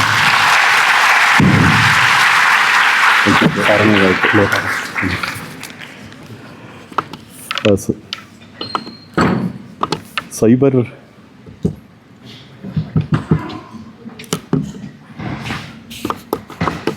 ಹಲೋ ನಾವು ಅನುಭವಿಸ್ತಾನೆ ಇರ್ತೀವಿ ಅಲ್ವಾ? ಈ ಅಕೌಂಟಲ್ಲಿ ದುಡ್ಡುಗಳು ಕಳ್ತಿರ್ತೀವಿ, ಯಾವುದೋ ಲಿಂಕ್ ಬರುತ್ತೆ ಅದನ್ನು ಪ್ರೆಸ್ ಮಾಡ್ತೀವಿ, ಏನೇನೋ ನಡೀತಿರುತ್ತೆ, ತುಂಬ ವಿಷಯಗಳಿದೆ ಅದರೊಳಗಡೆ. ಆ ಎಲ್ಲ ವಿಷಯಗಳನ್ನ ತುಂಬ ಡೀಟೇಲ್ ಆಗಿ ನಮಗೆ ತಿಳಿಸ್ಕೊಟ್ಟಂಥ ಶ್ರೀಯುತ ಮಂಜುನಾಥ್ ಸರ್ ಅವರಿಗೆ, ನಮ್ಮ Geetha madam, head of the department education ಹಾಗೆ former registrar Kuvempu university, please ದಯಮಾಡಿ ವೇದಿಕೆಗೆ ಬಂದು ಅವರಿಗೊಂದು ನೆನಪಿನ ಕಾಣಿಕೆಯನ್ನು ಕೊಡಬೇಕು ಅಂತೇಳಿ ನಾನು ರಿಕ್ವೆಸ್ಟ್ ಮಾಡ್ತಾ ಇದ್ದೀನಿ. On behalf of career guidance cell, Samanvaya trust, police department.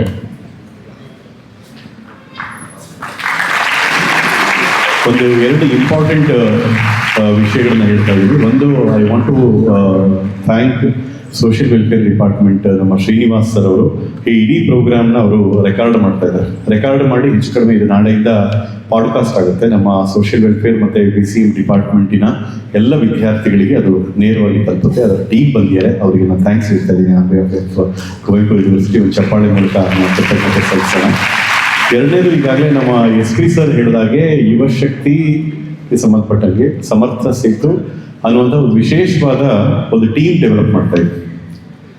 ಯಾರು ಇಲ್ಲಿ ಪೊಲೀಸ್ ಡಿಪಾರ್ಟ್ಮೆಂಟಿಗೆ ಹೋಗ್ಬೇಕು ಅಂತ ಇದ್ದೀರಾ, ಪೊಲೀಸ್ ಡಿಪಾರ್ಟ್ಮೆಂಟಲ್ಲಿ ಕೆಲಸ ಮಾಡಬೇಕು ಅಂತ, ಆರ್ಮ್ಡ್ ಫೋರ್ಸಿಗೆ ಹೋಗ್ಬೇಕು ಅಂತಿದ್ದೀರಾ, ಇದ್ದೀರಾ? ಯಾರು ಇಲ್ಲಿ ಇದ್ದೀರಾ? ಒಂಚೂರು ಇದ್ರೆ ಸ್ವಲ್ಪ ನಿಮ್ಮ ಹ್ಯಾಂಡ್ಸ್ ರೈಸ್ ಮಾಡ್ಬೋದು. ಪೊಲೀಸ್ ಡಿಪಾರ್ಟ್ಮೆಂಟ್ ನಾನು ಹೋಗ್ಬೇಕು ನೀವು ಇಲ್ಲ? ಮೇಲ್ಗಡೆ 2-3 ಜನ.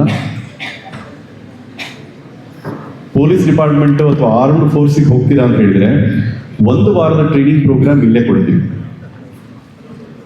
AK-47 ಇಂದ ಹಿಡಿದು ಇಲ್ಲೇ ಬರೋದೆಲ್ಲ. ಫೈರ್ ಸ್ಟೇಷನ್ ಕೂಡ ಯೂನಿವರ್ಸಿಟಿಗೆ ಬರುತ್ತೆ. ಜೊತೆಗೆ ಡಾಗ್ ಸ್ಕ್ವಾಡ್ ಬರುತ್ತೆ, ನಾಯಿಗಳು ಹಿಂಗೆ ಕೆಲಸ ಮಾಡುತ್ತೆ ಅಂತ. It's an very very beautiful, very creative training program. ಅದನ್ನು ಮಂಜುನಾಥ್ ಸರ್ ಅವರೇ ನಡೆಸ್ತಾರೆ. It's a 7 days program. 50 ಜನ ವಿದ್ಯಾರ್ಥಿಗಳನ್ನು ನಾವು ಆಯ್ಕೆ ಮಾಡ್ತೀವಿ. ಆ ವಿದ್ಯಾರ್ಥಿಗಳಿಗೆ ಆ 7 ದಿವಸದ ತರಬೇತಿ ಬೆಳಗ್ಗೆ 6 ಗಂಟೆಯಿಂದ 9 ಗಂಟೆ ತನಕ ಇರುತ್ತೆ. ಬಹಳ ಚೆನ್ನಾಗಿರುತ್ತೆ ಟ್ರೈನಿಂಗ್ ಪ್ರೋಗ್ರಾಮು. ಆ 1 ವಾರದ ಟ್ರೈನಿಂಗಿಗೆ 1 ಸರ್ಟಿಫಿಕೇಟ್ ಕೂಡ ನಮ್ಮ ಡಿಸ್ಟ್ರಿಕ್ಟ್ ಪೊಲೀಸ್ ಡಿಪಾರ್ಟ್ಮೆಂಟಿಂದ ನಮ್ಮ SP ಅವರೇ ಸೈನ್ಡ್ ಸರ್ಟಿಫಿಕೇಟ್ ಸಿಗುತ್ತೆ. ಅದು ನಿಮಗೆ ನೆಕ್ಸ್ಟ್ ನಿಮ್ಮ ಫರ್ದರ್ ಬೇರೆ ಬೇರೆ ಕೆಲಸಗಳು ಮತ್ತು ಅಡ್ಮಿಷನ್ ಟೈಮಲ್ಲಿ ಖಂಡಿತವಾಗಿಯೂ ಹೆಲ್ಪ್ ಆಗುವಂಥ ಅಪರೂಪದ ಟ್ರೈನಿಂಗ್ ಪ್ರೋಗ್ರಾಮ್ ಇದೆ. ಯಾರ್ಯಾರಿಗೆಲ್ಲ ಆಸಕ್ತಿ ಇದೆ ಅವರು ಬರ್ಬೋದು. ಇನ್ನೊಂದು ಇಂಪಾರ್ಟೆಂಟ್ ಇನ್ಫಾರ್ಮೇಷನ್, 15th ಕುವೆಂಪು ಶಿವಮೊಗ್ಗದ ಫ್ರೀಡಮ್ ಪಾರ್ಕಲ್ಲಿ ಸಂಜೆ 5:30 ಒಂದು ಆಳ್ವಾಸ್ ನುಡಿಸಿರಿ ವಿಶೇಷವಾದ ಕಾರ್ಯಕ್ರಮ ಇದೆ. ಅದಕ್ಕೆ ಸಂಬಂಧಪಟ್ಟಂತ ಪಾಸಸ್ ಹೊರಗಡೆ ಇರುತ್ತೆ. ನೀವು ಸೆಷನ್ಸ್ ಇಲ್ಲಿ 2 ಸೆಷನ್ ಇದೆ, ಚಿಕ್ಕ ಚಿಕ್ಕ ಸೆಷನ್ ಇದೆ. ಆ ಸೆಷನ್ ಮುಗಿಸ್ಕೊಂಡು ಹೋಗ್ತಾ ಆ ಪಾಸ್ಗಳನ್ನ ಯಾರ್ಯಾರಿಗೆಲ್ಲ ಆಸಕ್ತಿ ಇದೆ ಶಿವಮೊಗ್ಗದವರು ಎಸ್ಪೆಷಲಿ ಸಂಜೆ 5:30 it's a very very rare cultural festival. ಇಡೀ ದೇಶದ ಎಲ್ಲ ಆಯಾಮದ ಡ್ಯಾನ್ಸ್ ಪ್ರೋಗ್ರಾಮ್ ಅಲ್ಲಿ ನಡೆಯುತ್ತೆ. ತುಂಬ ಅದ್ಭುತವಾದ ಕಾರ್ಯಕ್ರಮ ನಡೆಯುತ್ತೆ. ಯಾರೆಲ್ಲ ಭಾಗವಹಿಸಬೇಕಂತ ಬಯಸ್ತೀರ ಅವರಿಗೆ ವಿಶೇಷವಾಗಿರುವಂಥ ಅವಕಾಶವನ್ನು ಕುವೆಂಪು ಯೂನಿವರ್ಸಿಟಿ ಕೆರಿಯರ್ ಗೈಡೆನ್ಸ್ ಸೆಲ್ನವರು ಮಾಡ್ತಾ ಇದ್ದಾರೆ. ನಿಮಗೆ ಉಚಿತವಾದ ಪಾಸಸ್ ಇಲ್ಲೇ ಸಿಗೋ ಥರ ಮಾಡಿದ್ದಾರೆ. ಯಾರಿಗೆ ಪಾಸ್ ಇರುತ್ತೋ ಅವ್ರು ಒಳಗಡೆ ಬರ್ಬೋದು, ಇಲ್ಲಾಂದ್ರೆ ಬರೋಕ್ಕಾಗಲ್ಲ. ಅದಕ್ಕೋಸ್ಕರ ಹೊರಗಡೆ ಕೌಂಟ್ರಲ್ಲಿ ಪ್ರೋಗ್ರಾಮ್ ಮುಗಿದ ಮೇಲೆ ಇರುತ್ತೆ. ಯಾರಿಗೆ ಆಸಕ್ತಿ ಇದೆ ಅವರು ಬರ್ಬೋದು. ನೆಕ್ಸ್ಟ್ ಸೆಷನ್ ನಿಮ್ಮ ಮುಂದೆ ಮೊಟ್ಟ ಮೊದಲ ಬಾರಿಗೆ ಇವತ್ತಿನ ಈ ಕಾರ್ಯಕ್ರಮದಲ್ಲಿ ವೇದಿಕೆಯ ಮೇಲೆ ಒಬ್ಬರು ಮಹಿಳೆ ಬಂದು ಕೂತಿದ್ದಾರೆ. ಒಂದು ಚಪ್ಪಾಳೆ ಆ ಮಹಿಳೆಗೆ. ಶಿವಮೊಗ್ಗಕ್ಕೆ ಒಂದು ದೊಡ್ಡ ಆಸ್ತಿ ಅಂತ ಹೇಳಿ ನಾನು ಭಾವಿಸ್ತೇನೆ. ಬೇಸಿಕಲಿ ಮೈಸೂರಿನ NIE ಕಾಲೇಜಿನಲ್ಲಿ ಎಂಜಿನಿಯರಿಂಗ್ ಅನ್ನು ಮುಗಿಸಿ ಹೆಚ್ಚು ಅವ್ರ ಬಗ್ಗೆ ಹೇಳೋದು ನನಗೆ ಅವರೇ ಮಾತಾಡ್ತಾ ಎಲ್ಲ ವಿಷಯಗಳು ಗೊತ್ತಾಗುತ್ತೆ. ಟೈಮ್ ಆಗಿದೆ ಅಂತ ನಮಗೆ ಅರ್ಥ ಆಗ್ತಿದೆ. ನಿಮ್ಮ ಪೇಷನ್ಸ್ ಕೂಡ ಕಡಿಮೆ ಆಗಿದೆ ಅಂತ ಗೊತ್ತು. ಆದರೆ ಹೇಳಬೇಕಾಗಿರೋ ವಿಷಯಗಳನ್ನ ಹೇಳಲೇಬೇಕು ಇವತ್ತು. ನಾಳೆ ಮತ್ತೆ ಗ್ಯಾದರ್ ಮಾಡೋಕ್ಕಾಗಲ್ಲ ನಿಮ್ಮನ್ನು. ಹಾಗಾಗಿ ದಯಮಾಡಿ ಇರಬೇಕು. ಇಡೀ ಸೆಷನ್ ನಿಮಗೋಸ್ಕರ ಆಯೋಜನೆ ಮಾಡಿರುವಂಥ ಸೆಷನ್ನು. BE ಮುಗಿಸ್ತಾರೆ 2003 ಈ joint police department Karnataka police academy ಮೈಸೂರಲ್ಲಿ ತರಬೇತಿಯನ್ನು ಪಡೆದು ಬೆಂಗಳೂರು, ಮಂಡ್ಯ, ದಾವಣಗೆರೆ, ಚಿಕ್ಕಮಗಳೂರು, ಹಾಸನ, ಶಿವಮೊಗ್ಗ, ಚಿತ್ರದುರ್ಗ, ಕಡೂರಲ್ಲಿ ಕೆಲಸವನ್ನ ಮಾಡ್ತಾರೆ.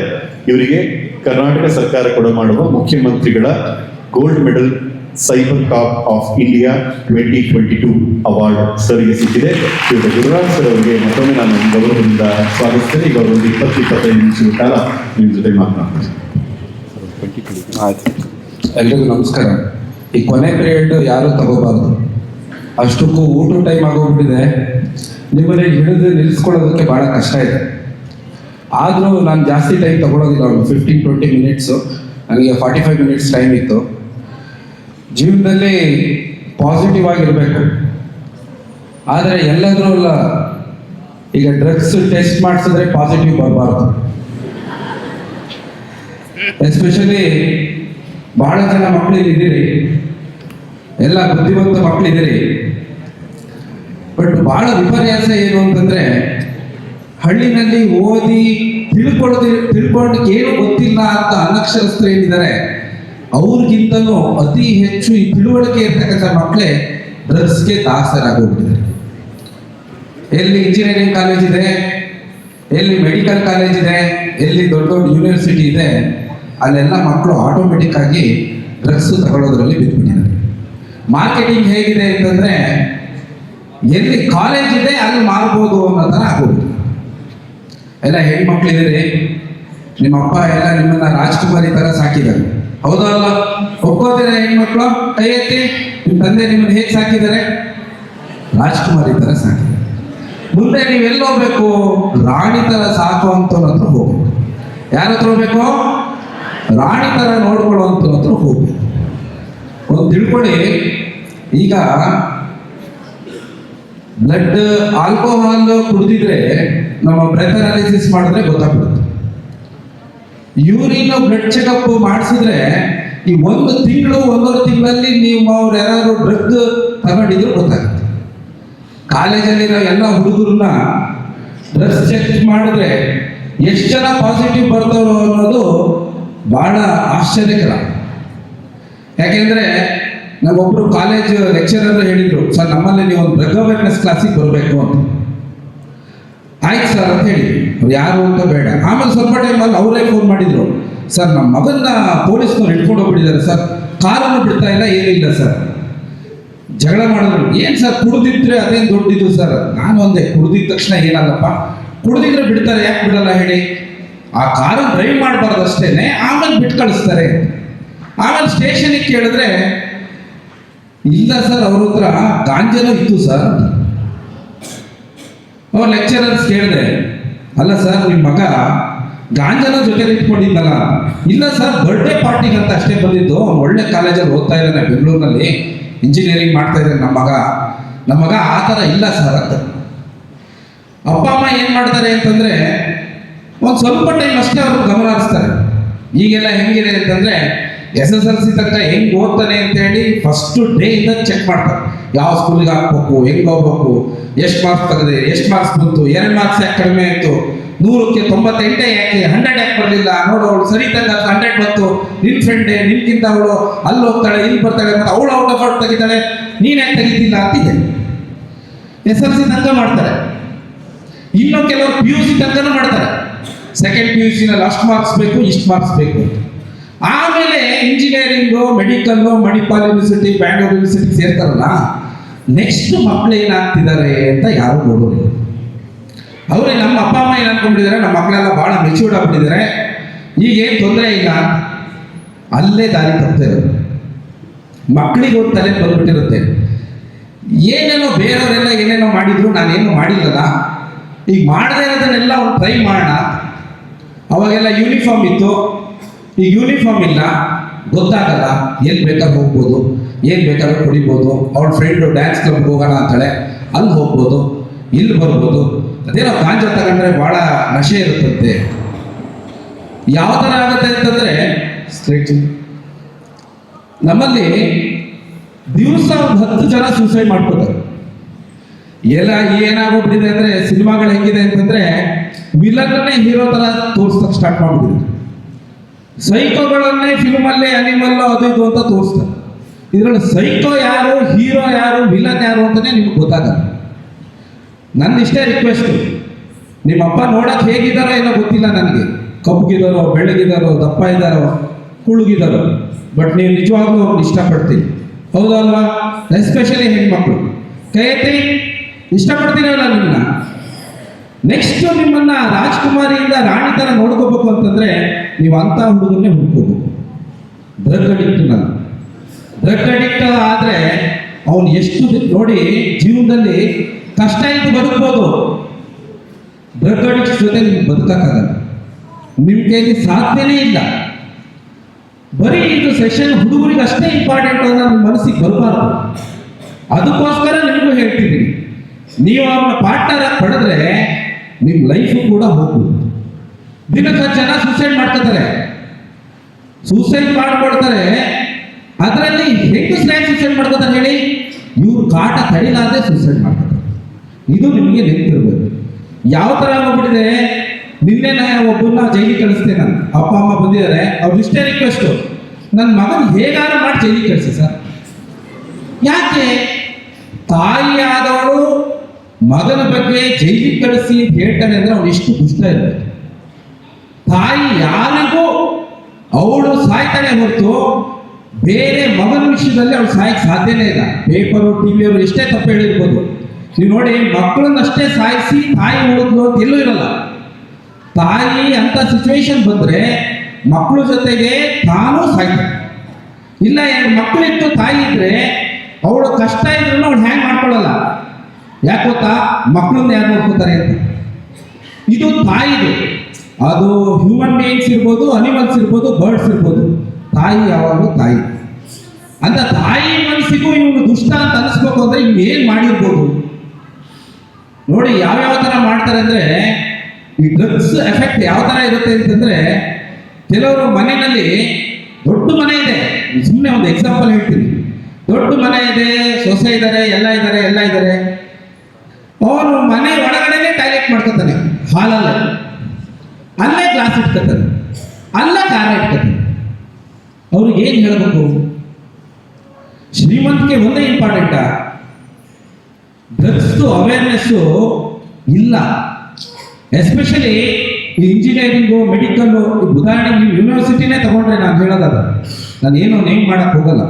ಯಾಕಂದರೆ ನಾನೀಗ ಎಲ್ಲ ಮಕ್ಕಳಲ್ಲೂ ನಾವು ಹಿಡಿದಿದ್ವಿ. ಮೊನ್ನೆ ಒಂದು 4 ಜನ ಭದ್ರಾವತಿಯವ್ರನ್ನು ನಾನು ತೊಗೊಂಡ್ಬಂದಿದ್ವಿ. ಎಲ್ಲಿ ಹೋಗ್ತೀಯಾ, ಎಲ್ಲಿ ಬರ್ತೀಯಾ, ಏನು ನಡೀತದೆ ಅಂದರೆ ಎಲ್ಲ ಮಾರ್ಕೆಟಿಂಗ್ ಪ್ಲೇಸ್ ಯಾವುದು? Schools, colleges. ವಿದ್ಯಾವಂತರು ಅಂದ್ರೆ ಏನು? ದೇಶದ ಆಸ್ತಿ ಅಂತಂದ್ರೆ ಏನು? ಸಿಂಪಲ್ ಕಾಮನ್ ಸೆನ್ಸ್ ಇರ್ಬೋದು. ನಮ್ಮ ಆರೋಗ್ಯನೇ ನಾವು ಯಾವ ಮಟ್ಟಕ್ಕೆ ಹಾಳು ಮಾಡ್ಕೊಳ್ಳೋದು, ನಮ್ದು ಆರೋಗ್ಯ ಹಾಳು ಮಾಡ್ಕೊಳ್ಳೋದು ಒಂದಾಯ್ತಲ್ಲ, ಜೊತೆಗೆ ಏನು ಮಾಡ್ತಾ ಇದೀವಿ ನಾವು? ಏನು ಮಾಡ್ತಿದ್ವಿ? ನಮ್ಮ ಹೆಂಡತಿನೂ ಹಾಳು ಮಾಡ್ತಾ ಇದ್ವಿ, ತಂದೆ ತಾಯಿನೂ ಹಾಳು ಮಾಡ್ತಾ ಇದ್ವಿ. ಪೋಷಕರು ಇದ್ರ ಬಗ್ಗೆ ಗಮನ ಕೊಡಬೇಕು. ನಿಮ್ಗೆ ಯಾಕೆ ಎಸ್ಪೆಷಲಿ ಹೇಳ್ತಿದ್ದೀನಿ ಅಂತಂದ್ರೆ, ನಿಮ್ಮ ಅಣ್ಣ ತಮ್ಮನ ಬಿಹೇವಿಯರ್ ಏನು ಚೇಂಜ್ ಆಗ್ತಾ ಇದೆ ನೀವು ಅಬ್ಸರ್ವ್ ಮಾಡಬೇಕು. ಏನು ಮಾಡ್ತಾರೆ ಎಷ್ಟಾಗಿ ಅಂದರೆ ಜಾಸ್ತಿ ಹೇಳಕ್ ಹೋಗಲ್ಲ. ಈಗ ಇಲ್ಲಿ NDPS ಅಲ್ಲಿ ನಾರ್ಕೋಟಿಕ್ ಡ್ರಗ್ಸ್ ಅಂಡ್ ಸೈಕೋಟ್ರೋಪಿಕ್ ಅಂತ ಇದೆ. ನಾರ್ಕೋಟಿಕ್ ಡ್ರಗ್ಸ್ ಅಂತಂದ್ರೆ ಎಷ್ಟಾಗಿ ಅಂದರೆ ಗಾಂಜಾ ಎಲ್ಲ ಇರುತ್ತಲ್ಲ ಅವನ್ನ ನಾರ್ಕೋಟೋಪಿಕ್ ಅಂತಾರೆ. ಸೈಕೋಟ್ರೋಪಿಕ್ ಅಂತಂದ್ರೆ ಈ ಥರ ಅಂದರೆ ರಾಸಾಯನಿಕನ ಸೇರಿಸಿ ಮಾಡುವಂಥದ್ದು, ಅಂದರೆ ಕೆಮಿಕಲ್ ಯೂಸ್ ಮಾಡ್ಕೊಂಡು ಮಾಡೋಂಥದ್ದು. ನೆಕ್ಸ್ಟ್ ಇವೆಲ್ಲರೂ ಹೌದು, ನಾನು ಇದ್ರ ಬಗ್ಗೆ ಜಾಸ್ತಿ ಹೇಳಕ್ ಹೋಗಲ್ಲ. ಹೆರೋಯಿನ್ ಇರ್ಬೋದು, ಬ್ರೌನ್ ಶುಗರು, ಗಾಂಜಾ, ಹರೀಶು, ಬಾಂಬು, LSD, ನಿಕೋಟಿನ್ನು, ಮತ್ತೆ MDMA ಬೇಕಾಗ್ತಿದೆ. ಒಂದು ಗ್ರಾಮಿಗೆ ಇಷ್ಟಿಷ್ಟು ಅಂತ ಮಾಡ್ತಾರೆ, ಬರೀ ಗ್ರಾಮ್. ನೆಕ್ಸ್ಟ್ ಈ ಥರ ತಗೋತಾರೆ. ಇದನ್ನ ಜಾಸ್ತಿ ನಾನು ಹೇಳಕ್ ಹೋಗೋದಿಲ್ಲ, ಮತ್ತೆ ಇದನ್ನ ನೋಡೇ ಕಲ್ತ್ಬಿಟ್ರೆ ಕಷ್ಟ ಅಂತ ಅಷ್ಟೇ. ನೆಕ್ಸ್ಟ್ ಏನ್ ಮಾಡ್ತಾರೆ ಹುಡುಗ ಗಂಡ ಏನ್ ಮಾಡ್ತಾನೆ, ಅಥವಾ ಯಾವ್ದಾದ್ರು ಡ್ರಗ್ಸ್ ತಗೊಳ್ತಾ ಇರ್ತಕ್ಕಂಥ ವ್ಯಕ್ತಿ ಏನ್ ಮಾಡ್ತಾನೆ ಅಂತಂದ್ರೆ ಜನರ ಜೊತೆ ಬೆರೆಯೋದನ್ನೇ ಅವಾಯ್ಡ್ ಮಾಡ್ತಾನೆ. ನಿಮ್ಗೆ ಗೊತ್ತಾಗಬೇಕು, ಫ್ರೆಂಡ್ಸ್ಗಳನ್ನ ಅವಾಯ್ಡ್ ಮಾಡಕ್ ಸ್ಟಾರ್ಟ್ ಮಾಡ್ತಾನೆ. ಮೊದಲನೇದು ಗಂಡ ಏನಾದ್ರು ತಗೊಳ್ಳೋನಾದ್ರೆ ಏನ್ ಮಾಡ್ತಾನೆ, ಅವ್ರ ಮನೇನೆ ದೂರ ಮಾಡೋಣ ಅಂತ ಹೇಳ್ತಾರೆ. ಯಾರು ಬರಬಾರ್ದು, ದೂರ ಇರ್ತಾರೆ. ಟಾಯ್ಲೆಟ್ ರೂಮಿಗೆ ಹೋಗಿ ಬಂದ್ರೆ ಬರೋದು ಲೇಟ್ ಮಾಡ್ತಾರೆ. ಯಾವೊಬ್ಬರು ನೀವೆಲ್ಲ ಹುಡುಕಿದಾಗ ಸಿರಿಂಜ್ ಸಿಗುತ್ತೆ. ಸಿರಿಂಜ್ ಏನಕ್ಕೆ ಸಿಕ್ತು ಅಂತ ನಿಮಗೆ ಯೋಚನೆನೂ ಬರಲಿಲ್ಲ ಅಂತಂದ್ರೆ ಅವನು ಸತ್ತ. ಅವನು ಒಬ್ಬನೇ ಸಾಯ್ತಾನ, ಜೊತೆಗೆ ನಿನ್ನೂ ಸಾಯಿಸ್ತಾನೆ. ಇದನ್ನ ಬಿಗಿನಿಂಗ್ ಅಲ್ಲೇನೆ ಅವ್ನ ಬಿಹೇವಿಯರ್ ಏನಾದ್ರು ಚೇಂಜ್ ಆದ್ರೆ ನೀವು ನೋಡ್ಕೋಬೇಕು. ಆಮೇಲೆ ಹುಚ್ಚುಚ್ಚಾಗಿರ್ತಾರೆ. ಯಾವ ಥರ ಇದ್ದಾರೆ ಅಂತಂದ್ರೆ, ಈಗ ಸರ್ ಅವ್ರ ಜೊತೆ ನನಗೆ ಬದುಕಕ್ಕೆ ಆಗೋದಿಲ್ಲ ಅಂತ ಬರ್ತಾರೆ ತಂದೆ. ಹೇಗಾರು ಮಾಡಿ ಎಲ್ಲಾರು ಕಳಿಸ್ಕೊಡಿ ಸರ್ ಅಂತ. ಒಬ್ರು ಲೇಡಿ ಬಂದಿದ್ರು, ಅವಳದು ಸೇಮ್ ಪ್ರಾಬ್ಲಮ್.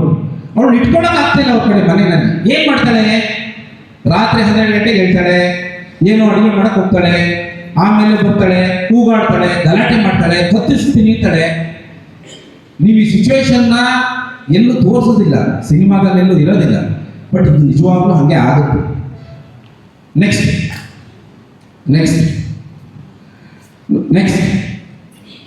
ಅಂದ್ರೆ ಆರೋಗ್ಯವು ಹಾಳಾಗುತ್ತೆ. ನಾನು ಇಷ್ಟೇ ರಿಕ್ವೆಸ್ಟ್ ಮಾಡೋದು, ಹುಡುಗರೆಲ್ಲ ಬಹಳ ಅರ್ಜೆಂಟಾಗಿ ಊಟಕ್ಕೆ ಹೋಗ್ಬಿಟ್ಟಿದ್ದಾರೆ, ಟೈಮ್ ಆಗಿದೆ. ಪ್ರಾಣೇಶ್ ಹೇಳಿದಾಗೆ ಲಾಸ್ಟ್ ಕ್ಲಾಸ್ ಇರುತ್ತಲ್ಲ, ಅದು ಯಾವಾಗಲೂ ಬೋರಿಂಗ್ ಇರುತ್ತೆ, ನಿದ್ದೆ ಬೇರೆ ಹೇಳ್ತಾ ಇರುತ್ತೆ, 1:30 ಊಟ ಟೈಮ್ ಆಗಿರುತ್ತೆ ಅಂತ ಇರುತ್ತೆ ನಿಮ್ಮ ಮನಸ್ಸಲ್ಲಿ. ಒಂದು 2 ಇನ್ಫಾರ್ಮೇಶನ್ನ ತಿಳ್ಕೊಳ್ಳಿ. ನಾನು ಹೇಳೋದಷ್ಟೇ, ಈ ಡ್ರಗ್ಸ್ ಕನ್ಸಂಪ್ಷನ್ ಇದೆಯಲ್ಲ, ಇದನ್ನ ನೀವು 1 ತಿಂಗಳು ಬಿಟ್ಟು ಚೆಕ್ ಮಾಡಿದ್ರು ಸಿಗುತ್ತೆ. ನೀವು ಹೇರ್ ಚೆಕ್ ಮಾಡಿದ್ರು ಸಿಗುತ್ತೆ, ನೀವು ಯೂರಿನ್ ಚೆಕ್ ಮಾಡಿದ್ರು ಸಿಗುತ್ತೆ. ಅರ್ಥ ಆಗ್ತಾ ಇದೆಯಾ ನಾನು ಹೇಳೋದು? ಇವತ್ತು ಕುಡಿದ್ಬಿಟ್ಟೆ ನನಗೆ, ನಾನು ಅದನ್ನೇ ಹೇಳೋದು. ನನಗೇನು ಅನ್ಸುತ್ತೆ ಅಂತಂದ್ರೆ, ಕಾಲೇಜಸ್ನಲ್ಲಿ ಇದನ್ನು ಒಂದೊಂದ್ಸಲ ಕಂಪಲ್ಸರಿ ಮಾಡಬೇಕು. ಈಗ ಏನು ಸ್ಪೋರ್ಟ್ಸ್ ಪರ್ಸನ್ಸ್ಗೆಲ್ಲ ಅರ್ಹತಾ ಇದು ಅಂತ ಮಾಡ್ತಾರಲ್ಲ, ಅವನು ಅಲ್ಲಿ ಬ್ಲಡ್ ಚೆಕಪ್ ಮಾಡಿ ಇದು ಮಾಡಬೇಕು. ಹಂಗೊಂದು ಚೆಕ್ ಮಾಡಿದ್ರೆ ಬೇರೆಯವರೆಲ್ಲ ಅದಕ್ಕೆ ಅಬ್ಜೆಕ್ಷನ್ ಮಾಡ್ಬೋದೇನೋ. ಅಟ್ಲೀಸ್ಟ್ ಬೇರೆ ಕಾಲೇಜ್ ಮಾಡೋಕ್ಕಾದ್ರೂ ಚಿಂತಿಲ್ಲ, ಅವ್ರು ಪೇರೆಂಟ್ಸು ಮಕ್ಕಳಿಗೆ ನಮ್ಮ ಅಣ್ಣ ಯಾಕೋ ಬಿಹೇವಿಯರ್ ಚೇಂಜ್ ಆಗಿದೆ, ಒಂದ್ಸಲ ಬ್ಲಡ್ ಚೆಕಪ್ ಮಾಡಿಸಿದ್ರೆ ಗೊತ್ತಾಗ್ಬೋದು ಅನ್ನೋ ಮನೋಭಾವ ನಿಮ್ಮಲ್ಲಿ ಬರಬೇಕು. ಎಲ್ಲರೂ ಬೇರೆಯವರೇ ಹೇಳಬೇಕು ಅಂತ ಏನಿಲ್ಲ, ಬೇರೆಯವರೇ ಹೇಳಬೇಕು, ಪೊಲೀಸರೇ ಹಿಡಿಬೇಕು. ಪೊಲೀಸರು ಯಾರು ಹೊಗಳ್ತಾರೆ, ನಮ್ಮ ಟ್ರಾಫಿಕ್ ವೆಬ್ಸೈಟ್ ತೆಗೆದುಬಿಟ್ರೆ ಎಲ್ಲ ಬೈದಿದ್ದೇ ಇರುತ್ತೆ. ಏನಕ್ಕೆ ಬಯಸ್ಕೊತಿದ್ದೀವಿ ನಾವು? ಡ್ರಂಕ್ ಅಂಡ್ ಡ್ರೈವ್ ಕೇಸ್ ಹಾಕ್ಸ್ಕೊಂಡಿದ್ದಕ್ಕೆ ಪೊಲೀಸರು ಬಯಸ್ಕೋಬೇಕು, ಹೆಲ್ಮೆಟ್ ಹಾಕ್ಸಿದ್ದನ್ನ ತಡೆದಿದ್ದಕ್ಕೆ ಪೊಲೀಸರು ಬಯಸ್ಕೋಬೇಕು, ಮತ್ತೆ ಇನ್ಶೂರೆನ್ಸ್ ಮಾಡದಿದ್ದಕ್ಕೆ ಪೊಲೀಸರು ಬಯಸ್ಕೋಬೇಕು. ಯಾವ ಕೇಳ್ತಾರೆ, ಸತ್ತೋದ ಮೇಲೆ ಅವರು ತಾಯಿ ಹೇಳ್ತಾ ಇರ್ತಾರೆ, ಹೆಲ್ಮೆಟ್ ಒಂದು ಹಾಕೊಂಡು ಹೋಗಿದ್ರೆ ಉಳಿದು ಬಿಡ್ತಿದ್ದ, ಮೊನ್ನೆ ತಾನೇ ಮದುವೆ ಆಗಿದೆ, ಪ್ರೀ ವೆಡ್ಡಿಂಗ್ ಶೂಟಿಂಗ್ ಹೋಗಿದ್ದ, ಲಾರಿಗೆ ಆಕ್ಸಿಡೆಂಟ್ ಆಯ್ತು, ಚೂರು ನಿಧಾನ ಓಡಿಸಿದ್ರೆ ಬದುಕ್ತಿದ್ದ, ಒಬ್ಬನೇ ಮಗ ಎಲ್ಲ ರೆಡಿ ಮಾಡ್ಕೊಂಡಿದ್ದು, ಇನ್ಶೂರೆನ್ಸ್ ಲ್ಯಾಪ್ಸ್ ಆಗ್ಬಿಟ್ಟಿದೆ, ಹೇಳಿದ್ರೆ ಇದಾಗ್ತಿತ್ತು. ಪೊಲೀಸರು ನೀವು ಕರೆಕ್ಟಾಗಿ ಡ್ರಂಕ್ ಅಂಡ್ ಡ್ರೈವ್ ಕೇಸ್ ಹಾಕಿದ್ರೆ ನಮ್ಮ ಮಗ ಬದುಕ್ತಿದ್ರು. ನೀವು ನೋಡಿ, ಎಲ್ಲ ಸುಶಿಕ್ಷಿತರು ಆ ವೆಬ್ಸೈಟ್ಗಳಲ್ಲಿ ನಮ್ಗೆ ಎಷ್ಟು ಬೈತಾರೆ ಪೊಲೀಸ್ನವರು ಅಂತಂತಂದ್ರೆ, ಇವರು ಯಾರೋ ಯಮಕಿಂಕರರು ಎದುರುಗಡೆ ನಿಂತಿದ್ದಾರೆ, ನಮ್ಮ ಹೆಲ್ಮೆಟ್ ಚೆಕ್ ಮಾಡ್ತಾರೆ ನೋಡಿ, ಡ್ರಂಕ್ ಚೆಕ್ ಮಾಡ್ತಾರೆ, 10,000 ರೂಪಾಯಿ ದಂಡ ಹಾಕ್ತಾರೆ, ಇನ್ಶೂರೆನ್ಸ್ ಚೆಕ್ ಮಾಡ್ತಾರೆ. ಈ ದೇಶದ ಪ್ರಜೆಗಳು ನಾವು. ಈಗಿನ ಮಕ್ಕಳೇ ತಪ್ಪು. ಹುಟ್ಟುತ್ತಿಲ್ಲದೇ ಇದ್ದಿರೋ ಈ ದೇಶದ ಪ್ರಜೆಗಳು ನೀವು ಅಂತ ಆಗ್ತಿದ್ಯಾ? ಹುಟ್ಟಿದ ದಿನನೇ ಈ ದೇಶದ ಪ್ರಜೆಗಳು ನೀವು.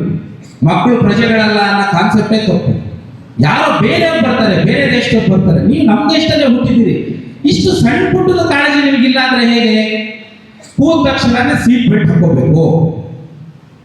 ಒಬ್ಬ ಪರಿಪೂರ್ಣ ನಾಗರಿಕ ಅಂತ ಹೇಳ್ತೀವಿ. ಅವ್ನು ಬೇರೆದೆಲ್ಲ ಬಿಟ್ಬಿಡಿ, ಕ್ಯಾರೆಕ್ಟರ್ ಹುಡುಕಕ್ಕೆ ನೀವು ತಕ್ಷಣ ನೋಡಿ ನಿಮ್ಗೆ ಗೊತ್ತಾಗ್ಬಿಡುತ್ತೆ ಅವ್ನ ಕ್ಯಾರೆಕ್ಟರ್ ಇದೆ ಅಂತ. ಕೂದ ತಕ್ಷಣ ಸೀಟ್ ಬೆಲ್ಟ್ ಹಾಕ್ತಾನ? ಒಂದು ಹೆಲ್ಮೆಟ್ ಹಾಕೋ ಡಿಸಿಪ್ಲಿನ್ ಇದೆಯಾ ಅವನಿಗೆ? ಒಂದು ಇನ್ಶೂರೆನ್ಸು DL ಇದೆಯಾ? ಇಲ್ಲ ಸರ್, ಅವನು 2 ಚಕ್ರದಲ್ಲಿ ಓಡಿಸಲ್ಲ ಸರ್, ನಮ್ಮ ಹುಡುಗ ಒಂದೇ ಚಕ್ರದಲ್ಲಿ ಓಡಿಸ್ತಾನೆ ಅಂತಂದ್ರೆ ಅವನು 2 ಕಾಲು ಜಾಸ್ತಿ ದಿನ ಇರಲ್ಲ. ಮದುವೆ ಆಗ್ಬೇಕಾದ್ರೆ, ತಾಳಿ ಕಟ್ಬೇಕಾದ್ರೆ ಇನ್ನೊಂದು ಕಾಲು ಬದಲಿಗೆ ಕೋಲ್ ಇಟ್ಕೋಬೇಕಾಗುತ್ತೆ. ಇವೆಲ್ಲ ಯೋಚನೆ ಮಾಡಿ. ಎಲ್ಲ ಹುಡುಗರೆಲ್ಲ ಬಹಳ ಇದನ್ನು ಕೇಳೋದಕ್ಕೆ ಬೇಜಾರಾಗಿ ಎದ್ದೋಗ್ಬಿಟ್ಟಿದ್ದಾರೆ. ಅಟ್ಲೀಸ್ಟ್ ನೀವು ಅವ್ರಿಗೆ ಕನ್ವೆ ಮಾಡಿ ಅಂತ ಹೇಳ್ತಾ ಇದ್ದೀವಿ. ಅರ್ಥ ಆಗ್ತಿದೆ? ಕನ್ವೆ ಮಾಡ್ತೀರಾ? ನೆಕ್ಸ್ಟ್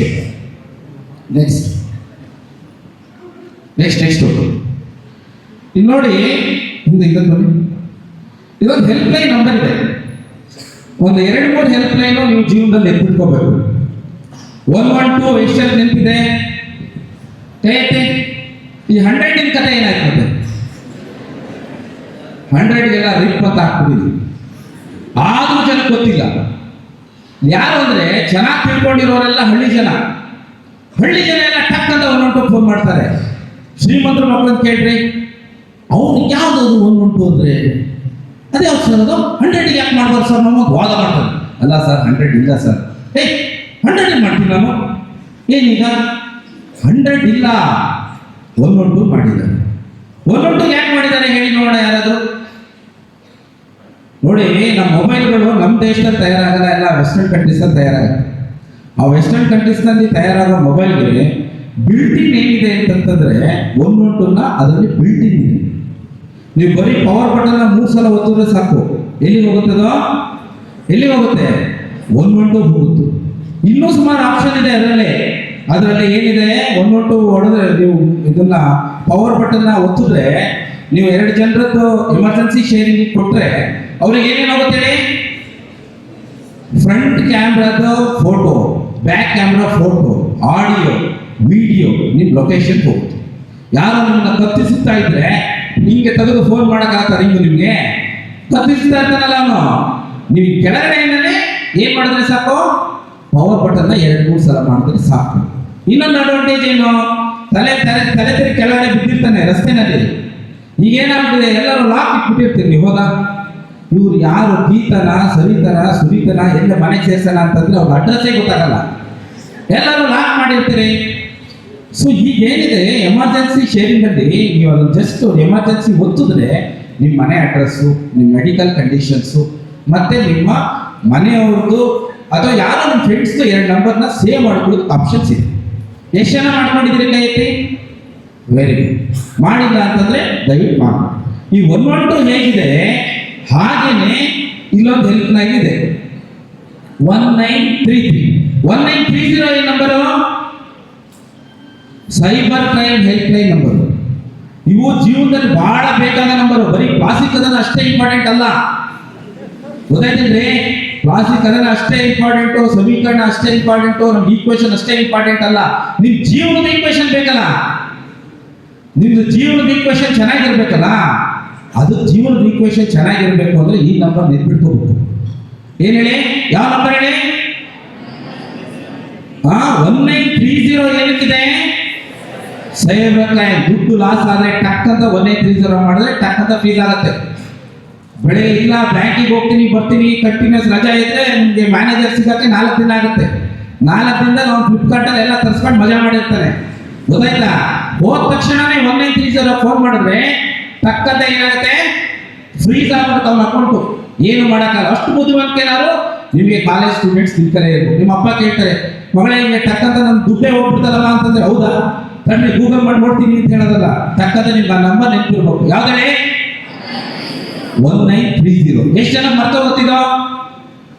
ಓಡಿ ಮಕ್ಕಳ ಸಹಾಯವಾಣಿ ನಂಬರ್ ಯಾವ್ದೇ? 109 ಆಯ್ತಾ? ತಪ್ಪು. ಅದನ್ನ ಹೇಳೋ ರೀತಿ ಹಂಗಲ್ಲ, ಕಷ್ಟಪಟ್ಟು ನಾವು ಅದನ್ನ 10, 9, 8 ಅಂತ ಮಾಡಿರೋದು. ಏನ್ ಹೇಳಿ, ಮಕ್ಕಳಿಗೆಲ್ಲ ಉಲ್ಟಾ ಹೇಳೋದು ಇಷ್ಟ ಅಂತ ಹೇಳಿ 10, 9, 8 ಅಂತ ಮಾಡಿರೋದು. ನೀವು ಅದನ್ನ 1098 ಅಂತ ಹೇಳಿದ್ರೆ ಪಾಪ ಮಾಡಿದವ್ರಿಗೆ ಎಷ್ಟು ಬೇಜಾರಾಗ್ಬಾರ್ದು. 1098 ಅಂತ ಯಾಕೆ ಇಟ್ಟಿದ್ದೀವಿ ಅಂದ್ರೆ ನೀವು ಮರ್ತೋಗ್ಬಾರ್ದು ಅಂತ. ಎಷ್ಟು ಜನ ಮರ್ತೋಗುತ್ತೆ 1098? ಯಾರಿಗೂ ಮರ್ತೋಗಲ್ಲ. ಅವ್ರಿಗೆ ಅಕ್ಷರ ಬರೆಯಕ್ಕೆ ಬರುತ್ತೆ ಅಂದ್ರೆ ಅವ್ರಿಗೆ ಮರ್ತೋಗಲ್ಲ. ಅದು ನಿಮಗೆ ಮರ್ತೋಗುತ್ತೆ ಅಂದ್ರೆ ನಾವೇನು ಮಾಡಕ್ಕಾಗಲ್ಲ. ಇದು 1933 ಅನ್ನೋದು ಒಂದು ಹೊಸ ನಂಬರ್, ನೋಟ್ ಮಾಡ್ಕೊಳ್ಳಿ. ಇದರಲ್ಲಿ ಏನಿದೆ ಅಂತಂದ್ರೆ, ನೀವು ಯಾರು ಗಾಂಜಾ ತಗೋತಾರೆ ಅಥವಾ ಏನಾದರೂ ಅದರದ್ದು ನೋಡಿ, ಗಾಂಜಾ ಬಗ್ಗೆ ನಾನು ಹೇಳ್ತೀನಿ, ಸುಮ್ಮನೆ ಡ್ರಗ್ಸ್ ಬೆಳೆಯೋದ ಅಪರಾಧ, ಟ್ರಾನ್ಸ್ಪೋರ್ಟ್ ಮಾಡೋದು ಅಪರಾಧ, ಜೇಬಲ್ಲಿ ಇಟ್ಕೊಳ್ಳೋದು ಅಪರಾಧ, ಆಮೇಲೆ ಮಾರೋದು ಅಪರಾಧ, ಅದನ್ನು ತಗೊಳ್ಳೋದು ಅಪರಾಧ. ಸರ್ ಯಾರ ಕೊಟ್ಟರು ಸರ್ ನಾನು ತಗೊಂಡಿದ್ದ ಅಪರಾಧ ಅಂತಂದ್ರೆ FIR ಆಗುತ್ತೆ. ನೀವು ನೋಡಿ, ನಮ್ಮಲ್ಲಿ ಈಗ ಡೈಲಿ 4-5 FIR ಆಗುತ್ತೆ. ಅರ್ಥ ಆಗ್ತಿದೆ ನಾನು ಹೇಳೋದು? ಏನು ಕೇಸು? ಕನ್ಸಂಪ್ಷನ್ ಅಂತ ಹೇಳ್ತೀವಿ. ಕನ್ಸಂಪ್ಷನ್ ಅಂತಂದ್ರೆ ಏನು? ಡ್ರಗ್ಸ್ ತಗೊಂಡಿರೋದು. ಗಾಂಜಾ ಒಳಗೆ ಚೆಕ್ ಅಲ್ಲಿ ಪಾಸಿಟಿವ್ ಬರ್ಬೇಕಾ ನೆಗೆಟಿವ್ ಬರ್ಬೇಕಾ? ಬೇರೆದ್ರಲ್ಲೆಲ್ಲ ಪಾಸಿಟಿವ್ ಇರ್ಬೇಕು ಅವನು, ಇದ್ರಲ್ಲಿ ಮಾತ್ರ ನೆಗೆಟಿವ್ ಬರುವಂತವನ್ನೇ ಆರಿಸ್ಕೋಬೇಕು. ನೆಕ್ಸ್ಟ್ ಇನ್ನೊಂದು ನಂಬರ್ ಇದೆ, ಇದಕ್ಕೆ ಹೋಗಿ 14446. ಇದೇ ನಂಬರ್ ಇದು. ನೋಡಿ, ಎಷ್ಟೋ ಜನ ಮಕ್ಕಳು ಏನಾಗ್ಬಿಡ್ತಾರೆ, ಡ್ರಗ್ಗೆ ಅಡಿಕ್ಟ್ ಆಗ್ಬಿಡ್ತಾರೆ, ಅವರಿಗೆ ಬಿಡಕ್ಕಾಗಲ್ಲ. ಹಾಗಂತ ಈ ವಿಷಯನ ಯಾರಿಗೂ ಹೇಳ್ಕೊಡಕ್ಕೂ ಆಗಲ್ಲ. ಫ್ರೆಂಡ್ಸ್ ಹತ್ರ ಹೇಳ್ಕೊಳಕ್ಕಾಗಲ್ಲ, ಟೀಚರ್ ಹತ್ರ ಹೇಳ್ಕೊಡಕ್ಕಾಗಲ್ಲ, ಅಪ್ಪ ಅಮ್ಮಂಗೆ ಹೇಳ್ಕೊಳಕ್ಕೂ ಆಗಲ್ಲ. ಯಾರ ಹತ್ರ ಹೇಳ್ಕೊಬೇಕಂದ್ರೆ ಅದಕ್ಕಂತ ಒಂದು ನಂಬರ್ ಇಟ್ಟಿದ್ದಾರೆ. ಏನ್ ಹೇಳಿ? 14446 ಹೇಳಿ ನೋಡೋಣ. ಏನ್ ನಂಬರ್ ನಾನು ಹೇಳಿದೆ? ಈ ನಂಬರ್ ಅಲ್ಲಿ ಏನಂದ್ರೆ ಟೆಲಿ ಕೌನ್ಸಿಲಿಂಗ್ ಇದೆ ನಿಮಗೆ. ಇದರಲ್ಲಿ ನೀವು ಫೋನ್ ಮಾಡಿದ್ರೆ ನಿಮಗೆ ಏನ್ ಹೇಳುತ್ತೆ, ಕೌನ್ಸಿಲಿಂಗ್ ಮಾಡ್ತಾರೆ. ನಿಮ್ಮ ಹೆಸರನ್ನೆಲ್ಲೂ ಪ್ರಚಾರ ಮಾಡಲ್ಲ. ಯಾವುದೇ ವಿಷಯ ಆಗಿರ್ಬೋದು, ನಿಮ್ಗೆ ಏನಾದ್ರು ಡಿಪ್ರೆಷನ್ಗೆ ಹೋಗಿದ್ರೆ, ಬಿಡೋದು ಹೇಗೆ ಅಂತ ನಿಮ್ಗೆ ತಲೆಲಿದ್ರೆ ಈ ನಂಬರಿಗೆ ಫೋನ್ ಮಾಡಿದ್ರೆ ಏನ್ ಹೇಳ್ತಾರೆ, ಕೌನ್ಸಿಲಿಂಗ್ ಮಾಡ್ತಾರೆ. ನೆಕ್ಸ್ಟ್ ಇನ್ನೊಂದಿದೆ. ಇನ್ನೊಂದು ನಿಮಗೊಂದು ವರ್ಕ್ ಕೊಡ್ತೀನಿ ನಿಮ್ಮ ಯೂನಿವರ್ಸಿಟಿಯಿಂದ. ಎಷ್ಟು ಜನ ಮಾಡ್ತೀರೋ ನೋಡಿ. ನೀವೊಂದು ಶಬ್ದ ಮಾಡಬೇಕು. ಏನಂತ? ನಾನು ಈ ನಶಾ ಪದಾರ್ಥಗಳನ್ನ ಸೇವಿಸೋದಿಲ್ಲ. ಒಂದು ಆ ಥರ ಮಾಡೋರ ಬಗ್ಗೆ ಇನ್ಫಾರ್ಮೇಶನ್ ಕೊಡ್ತೀನಿ. ಆ ಥರ ಕಂಡ್ರೆ ಅವರಿಗೆ ಈ ನಂಬರ್ಗಳನ್ನ ಕೊಟ್ಟು ಏನು ಹೇಳ್ತೀವಿ ಅವರಿಗೆ, ಅವರು ಸರಿಯಾದ ದಾರಿಗೆ ಬರೋ ಥರ ಮಾಡಬೇಕು ಅಂತ. ಅದಕ್ಕೆ ಏನಿದೆ, ನಶಾ ಮುಕ್ತ ಭಾರತ್ ಅಭಿಯಾನ್ ಟೇಕ್ ಈ ಪ್ಲೇಟ್ಸ್ ನೋವು ಅಂತ ಒಂದಿದೆ. ಏನ್ ಹೇಳಿದೆ ನಾನು? ನಶಾ ಮುಕ್ತ ಭಾರತ್ ಅಭಿಯಾನ್ ಅಂತಿದೆ ಸರ್ಕಾರದ್ದು. ಅದರಲ್ಲಿ ನೀವು ಹೋಗಿ ಪ್ಲೆಡ್ಜ್ ಮಾಡ್ಕೊಳ್ಳೋದಕ್ಕೆ ಅಂತ ಒಂದು ಬಟನ್ ಇದೆ. ಅದನ್ನು ಒತ್ತಿದ್ರೆ ನಿಮ್ಮ ಮೊಬೈಲ್ ನಂಬರ್ ಬರುತ್ತೆ. ವೆರಿಫೈ ಮಾಡಿ ನಿಮ್ಗೊಂದು ಸರ್ಟಿಫಿಕೇಟ್ ಸಿಗುತ್ತೆ. ಏನ್ ಸರ್ಟಿಫಿಕೇಟ್ ಅದು? ನಾನು ನಶಾ ಇರ್ತಕ್ಕಂಥ ಪದಾರ್ಥಗಳನ್ನು ತಗೊಳ್ಳೋದಿಲ್ಲ, ಮತ್ತೆ ಆ ಥರ ಏನಾದ್ರು ಇದ್ರೆ ಆ ಥರದ ಮಾಹಿತಿನೇ ಕೊಡ್ತೀನಿ ಅಂತ ದೇಶದ ಪರವಾಗಿ ನಾವು ಪ್ರತಿಜ್ಞೆ ಮಾಡಿದ್ವಿ. ಎಷ್ಟು ಜನ ತಗೊಂಡಿದ್ದೀರಿ? ಒಂದು ಸರ್ಟಿಫಿಕೇಟ್ ಕೊಡ್ತಾರೆ ನಿಮಗೆ, ಸರ್ಟಿಫಿಕೇಟ್ ಬರ್ತಾರೆ. ಸೊ ಇದನ್ನೊಂಚೂರು ಬರ್ಕೊಂಡು ಏನ್ ಮಾಡಿ, ಈ ಸರ್ಟಿಫಿಕೇಟ್ ತಗೋಬೇಕು. ನೆಕ್ಸ್ಟ್ ಸೆಷನ್ ಯಾವಾಗ ಬಂದಾಗ ನಾನು ಕೇಳ್ತೀನಿ ಎಷ್ಟು ಜನ ತಗೊಂಡಿದ್ದೀರಿ. ನೆಕ್ಸ್ಟ್ ಕನ್ಸಂಪ್ಷನ್ ಕೂಡ ಅಫೆನ್ಸ್, ಗೊತ್ತಾಯ್ತಾ ನಾನು ಹೇಳಿದ್ದು? ನೆಕ್ಸ್ಟ್ ಈ ತರ ಫ್ಯಾಮಿಲಿ ಇರಂಗ್ ಇರಬೇಕು ಹೆಣ್ಮಕ್ಳು. ಅಪ್ಪ ಅಮ್ಮ ಅತ್ತೆ ಮಾವ ಗಂಡ ಎಲ್ಲ ಖುಷಿಯಾಗಿರುವಂಥದ್ದು ಇರ್ಬೇಕು. ಈಗಂತೂ ಖುಷಿಯಾಗಿದ್ದೀರಲ್ಲ, ನಿಮ್ಮಪ್ಪ ಚೆನ್ನಾಗಿ ನೋಡ್ಕೋತಾ ಇದ್ದಾರಲ್ಲ, ಇರೋದ್ರಲ್ಲಿ ಎಲ್ಲ ಚೆನ್ನಾಗಿ ಮೈಂಟೈನ್ ಮಾಡ್ತಾ ಇದ್ದಾರಲ್ಲ, ಅದೇ ತರ ಈ ತರದ ಲೈಫ್ ಬರಂಗಿರ್ಬೇಕು ನಿಮ್ಗೆ. ನೆಕ್ಸ್ಟ್ ಹೋಗಿ ಈ ತರ ಆಗ್ಬಾರ್ದು. ಇದು ಯಾರ್ದಿದು? ಇದು ಡ್ರಗ್ ಅಡಿಕ್ಟ್ಸ್. ಡ್ರಗ್ ಅಡಿಕ್ಟ್ಸ್ ಯಾವ ತರ ಮಾಡ್ತಾರೆ ಅಂದ್ರೆ, ಅದು ಬೇಕು ಅಂತಂದ್ರೆ ಏನನ್ನ ಬೇಕಾದ್ರೂ ಮಾಡೋಕೆ ರೆಡಿ ಇರ್ತಾರೆ. ನೆಕ್ಸ್ಟ್ ಇದರಲ್ಲಿ ಏನಂದ್ರೆ, ಎಲ್ಲ ಪ್ರಿಸನ್ಗೆ ಕೀ ಹೊರಗಡೆಯಿಂದ ಇರುತ್ತೆ. ಡ್ರಗ್ ಅಡಿಕ್ಟ್ಸ್ಗೆ ಕೀ ಎಲ್ಲಿರುತ್ತೆ ಅದರಿಂದ ಹೊರಬರೋದಕ್ಕೆ ಅವ್ರ ಹತ್ರನೇ ಇರುತ್ತೆ. ಏನ್ ಮಾಡಬೇಕು? ಫ್ರೆಂಡ್ಸ್ಗಳು ಯಾರು ಅವ್ರನ್ನ ಗಮನಿಸಿದ್ದೀರಿ ಅವರಿಗೆ ಕೌನ್ಸಿಲಿಂಗ್ ಮಾಡಬೇಕು, ಅದರಿಂದ ಹೊರಗೆ ಬರೋದಕ್ಕೆ ಟ್ರೈ ಮಾಡಿಸ್ಬೇಕು. ಅವ್ನ ಅಟೆನ್ಷನ್ ಅಲ್ಲಿ ಹೋಗ್ತಿದ್ದಂಗೆ ಇದು ಮಾಡ್ಬೇಕು. ಏನಾಗುತ್ತೆ, ಈಗ ಸಾಟರ್ಡೆ ಸಂಡೇ ಬಂದಾಗ ಹುಡುಗರಿಗೆ ಪಾರ್ಟಿ ಟೈಮು ಅಂತ ನೆನಪಾಗುತ್ತೆ. ಆ ಟೈಮ್ನಲ್ಲಿ ಬೇರೆ ಟೈಮು ಅವ್ರನ್ನ ಇರೋ ಥರ ನಾವು ಮಾಡಿಕೊಂಡು ಅದನ್ನ ತಡಿಬೇಕು. ನೆಕ್ಸ್ಟ್ ಕ್ವಶನ್ಸ್ ಏನಾದ್ರು ಇದೆಯಾ? ಖಾಲಿ ಚೇರು ಕ್ವಶನ್ಸ್ ಇಲ್ಲ ಅಂತಾನೆ ಹೇಳ್ತಾ ಇದೆ ನನಗೆ. Next thank you. ಏನಾದ್ರು ಇದ್ರೆ ಕೇಳಿ, ಟೈಮ್ ಆಯಿತು, ಹಾಗಾಗಿ just 15 minutes I have taken. ನಿಮ್ಗೆ ಏನಾದ್ರು ಡೌಟ್ಸ್ ಇದ್ರೆ ನಾನು ಹೇಳೋದಿಷ್ಟೇನೆ, ಏನಾಗುತ್ತೆ, ವಿದ್ಯಾವಂತರೆಲ್ಲ ಬುದ್ಧಿವಂತರಲ್ಲ, ವಿದ್ಯಾವಂತರು ಅಷ್ಟೇನೆ. ವಿದ್ಯಾವಂತ ಅಂದ ತಕ್ಷಣ ನೀವು ನೋಡಿ ಬಹಳ ತಪ್ಪು ತಿಳ್ಕೊಂಡಿದ್ದೀರಿ. ಎಲ್ಲೋ ಹಳ್ಳಿನಲ್ಲಿ ಮದುವೆ ಮಾಡಿಕೊಟ್ಟಂತ ಮಕ್ಕಳು ಚೆನ್ನಾಗಿದ್ದಾರೆ, ಆದರೆ ವಿದ್ಯಾವಂತರಂತ ತೆಗೆದುಕೊಟ್ಟವರು ಮಕ್ಕಳನ್ನ ಚೆನ್ನಾಗಿ ನೋಡ್ಕೊತಲ್ಲ, ಹೆಣ್ಮಕ್ಳನ್ನ. ಯಾಕೆ ಹೇಳಿ? ಅವ್ರಿಗೆ ಡ್ರಗ್ಸ್ಗೆ ಅಡಿಕ್ಟ್ ಆಗಿದ್ದಾರೆ. ದಯವಿಟ್ಟು ಹಾಗಾಗಿ ನೀವು ನಿಮ್ಮ ಫ್ರೆಂಡ್ಸ್ಗೆ ಯಾರಾದರೂ ಕಂಡು ಬಂದರೆ ನಾನು ಹೇಳಿರ್ತಕ್ಕಂಥ ನಂಬರು ಮತ್ತೊಬ್ಬರ ನಂಬರ್ ಈಗ ಆಲ್ರೆಡಿ ಹೇಳಿ ನೋಡೋಣ, ರಿಪೀಟ್ ಮಾಡಿ. ಯಾವ ನಂಬರ್ ಹೇಳಿದ್ದೆ ನಾನು? 199 ಹೋಗಿ 1933 ನಂಬರ್. ಏನಕ್ಕೆ? ಮಾಹಿತಿ ಕೊಡೋದಕ್ಕೆ. ನಿಮಗೆ ಟೆಲಿಕೌನ್ಸಿಲಿಂಗ್ ಬೇಕಿದ್ರೆ ಯಾವ ನಂಬರು? 13446 ಈ ನಂಬರ್ ನೆನಪಿಟ್ಕೊಳ್ಳಿ. ಈ 14446 ಈ ನಂಬರ್ನ ದಯವಿಟ್ಟು ಬರ್ಕೊಳ್ಳಿ. Thank you very much.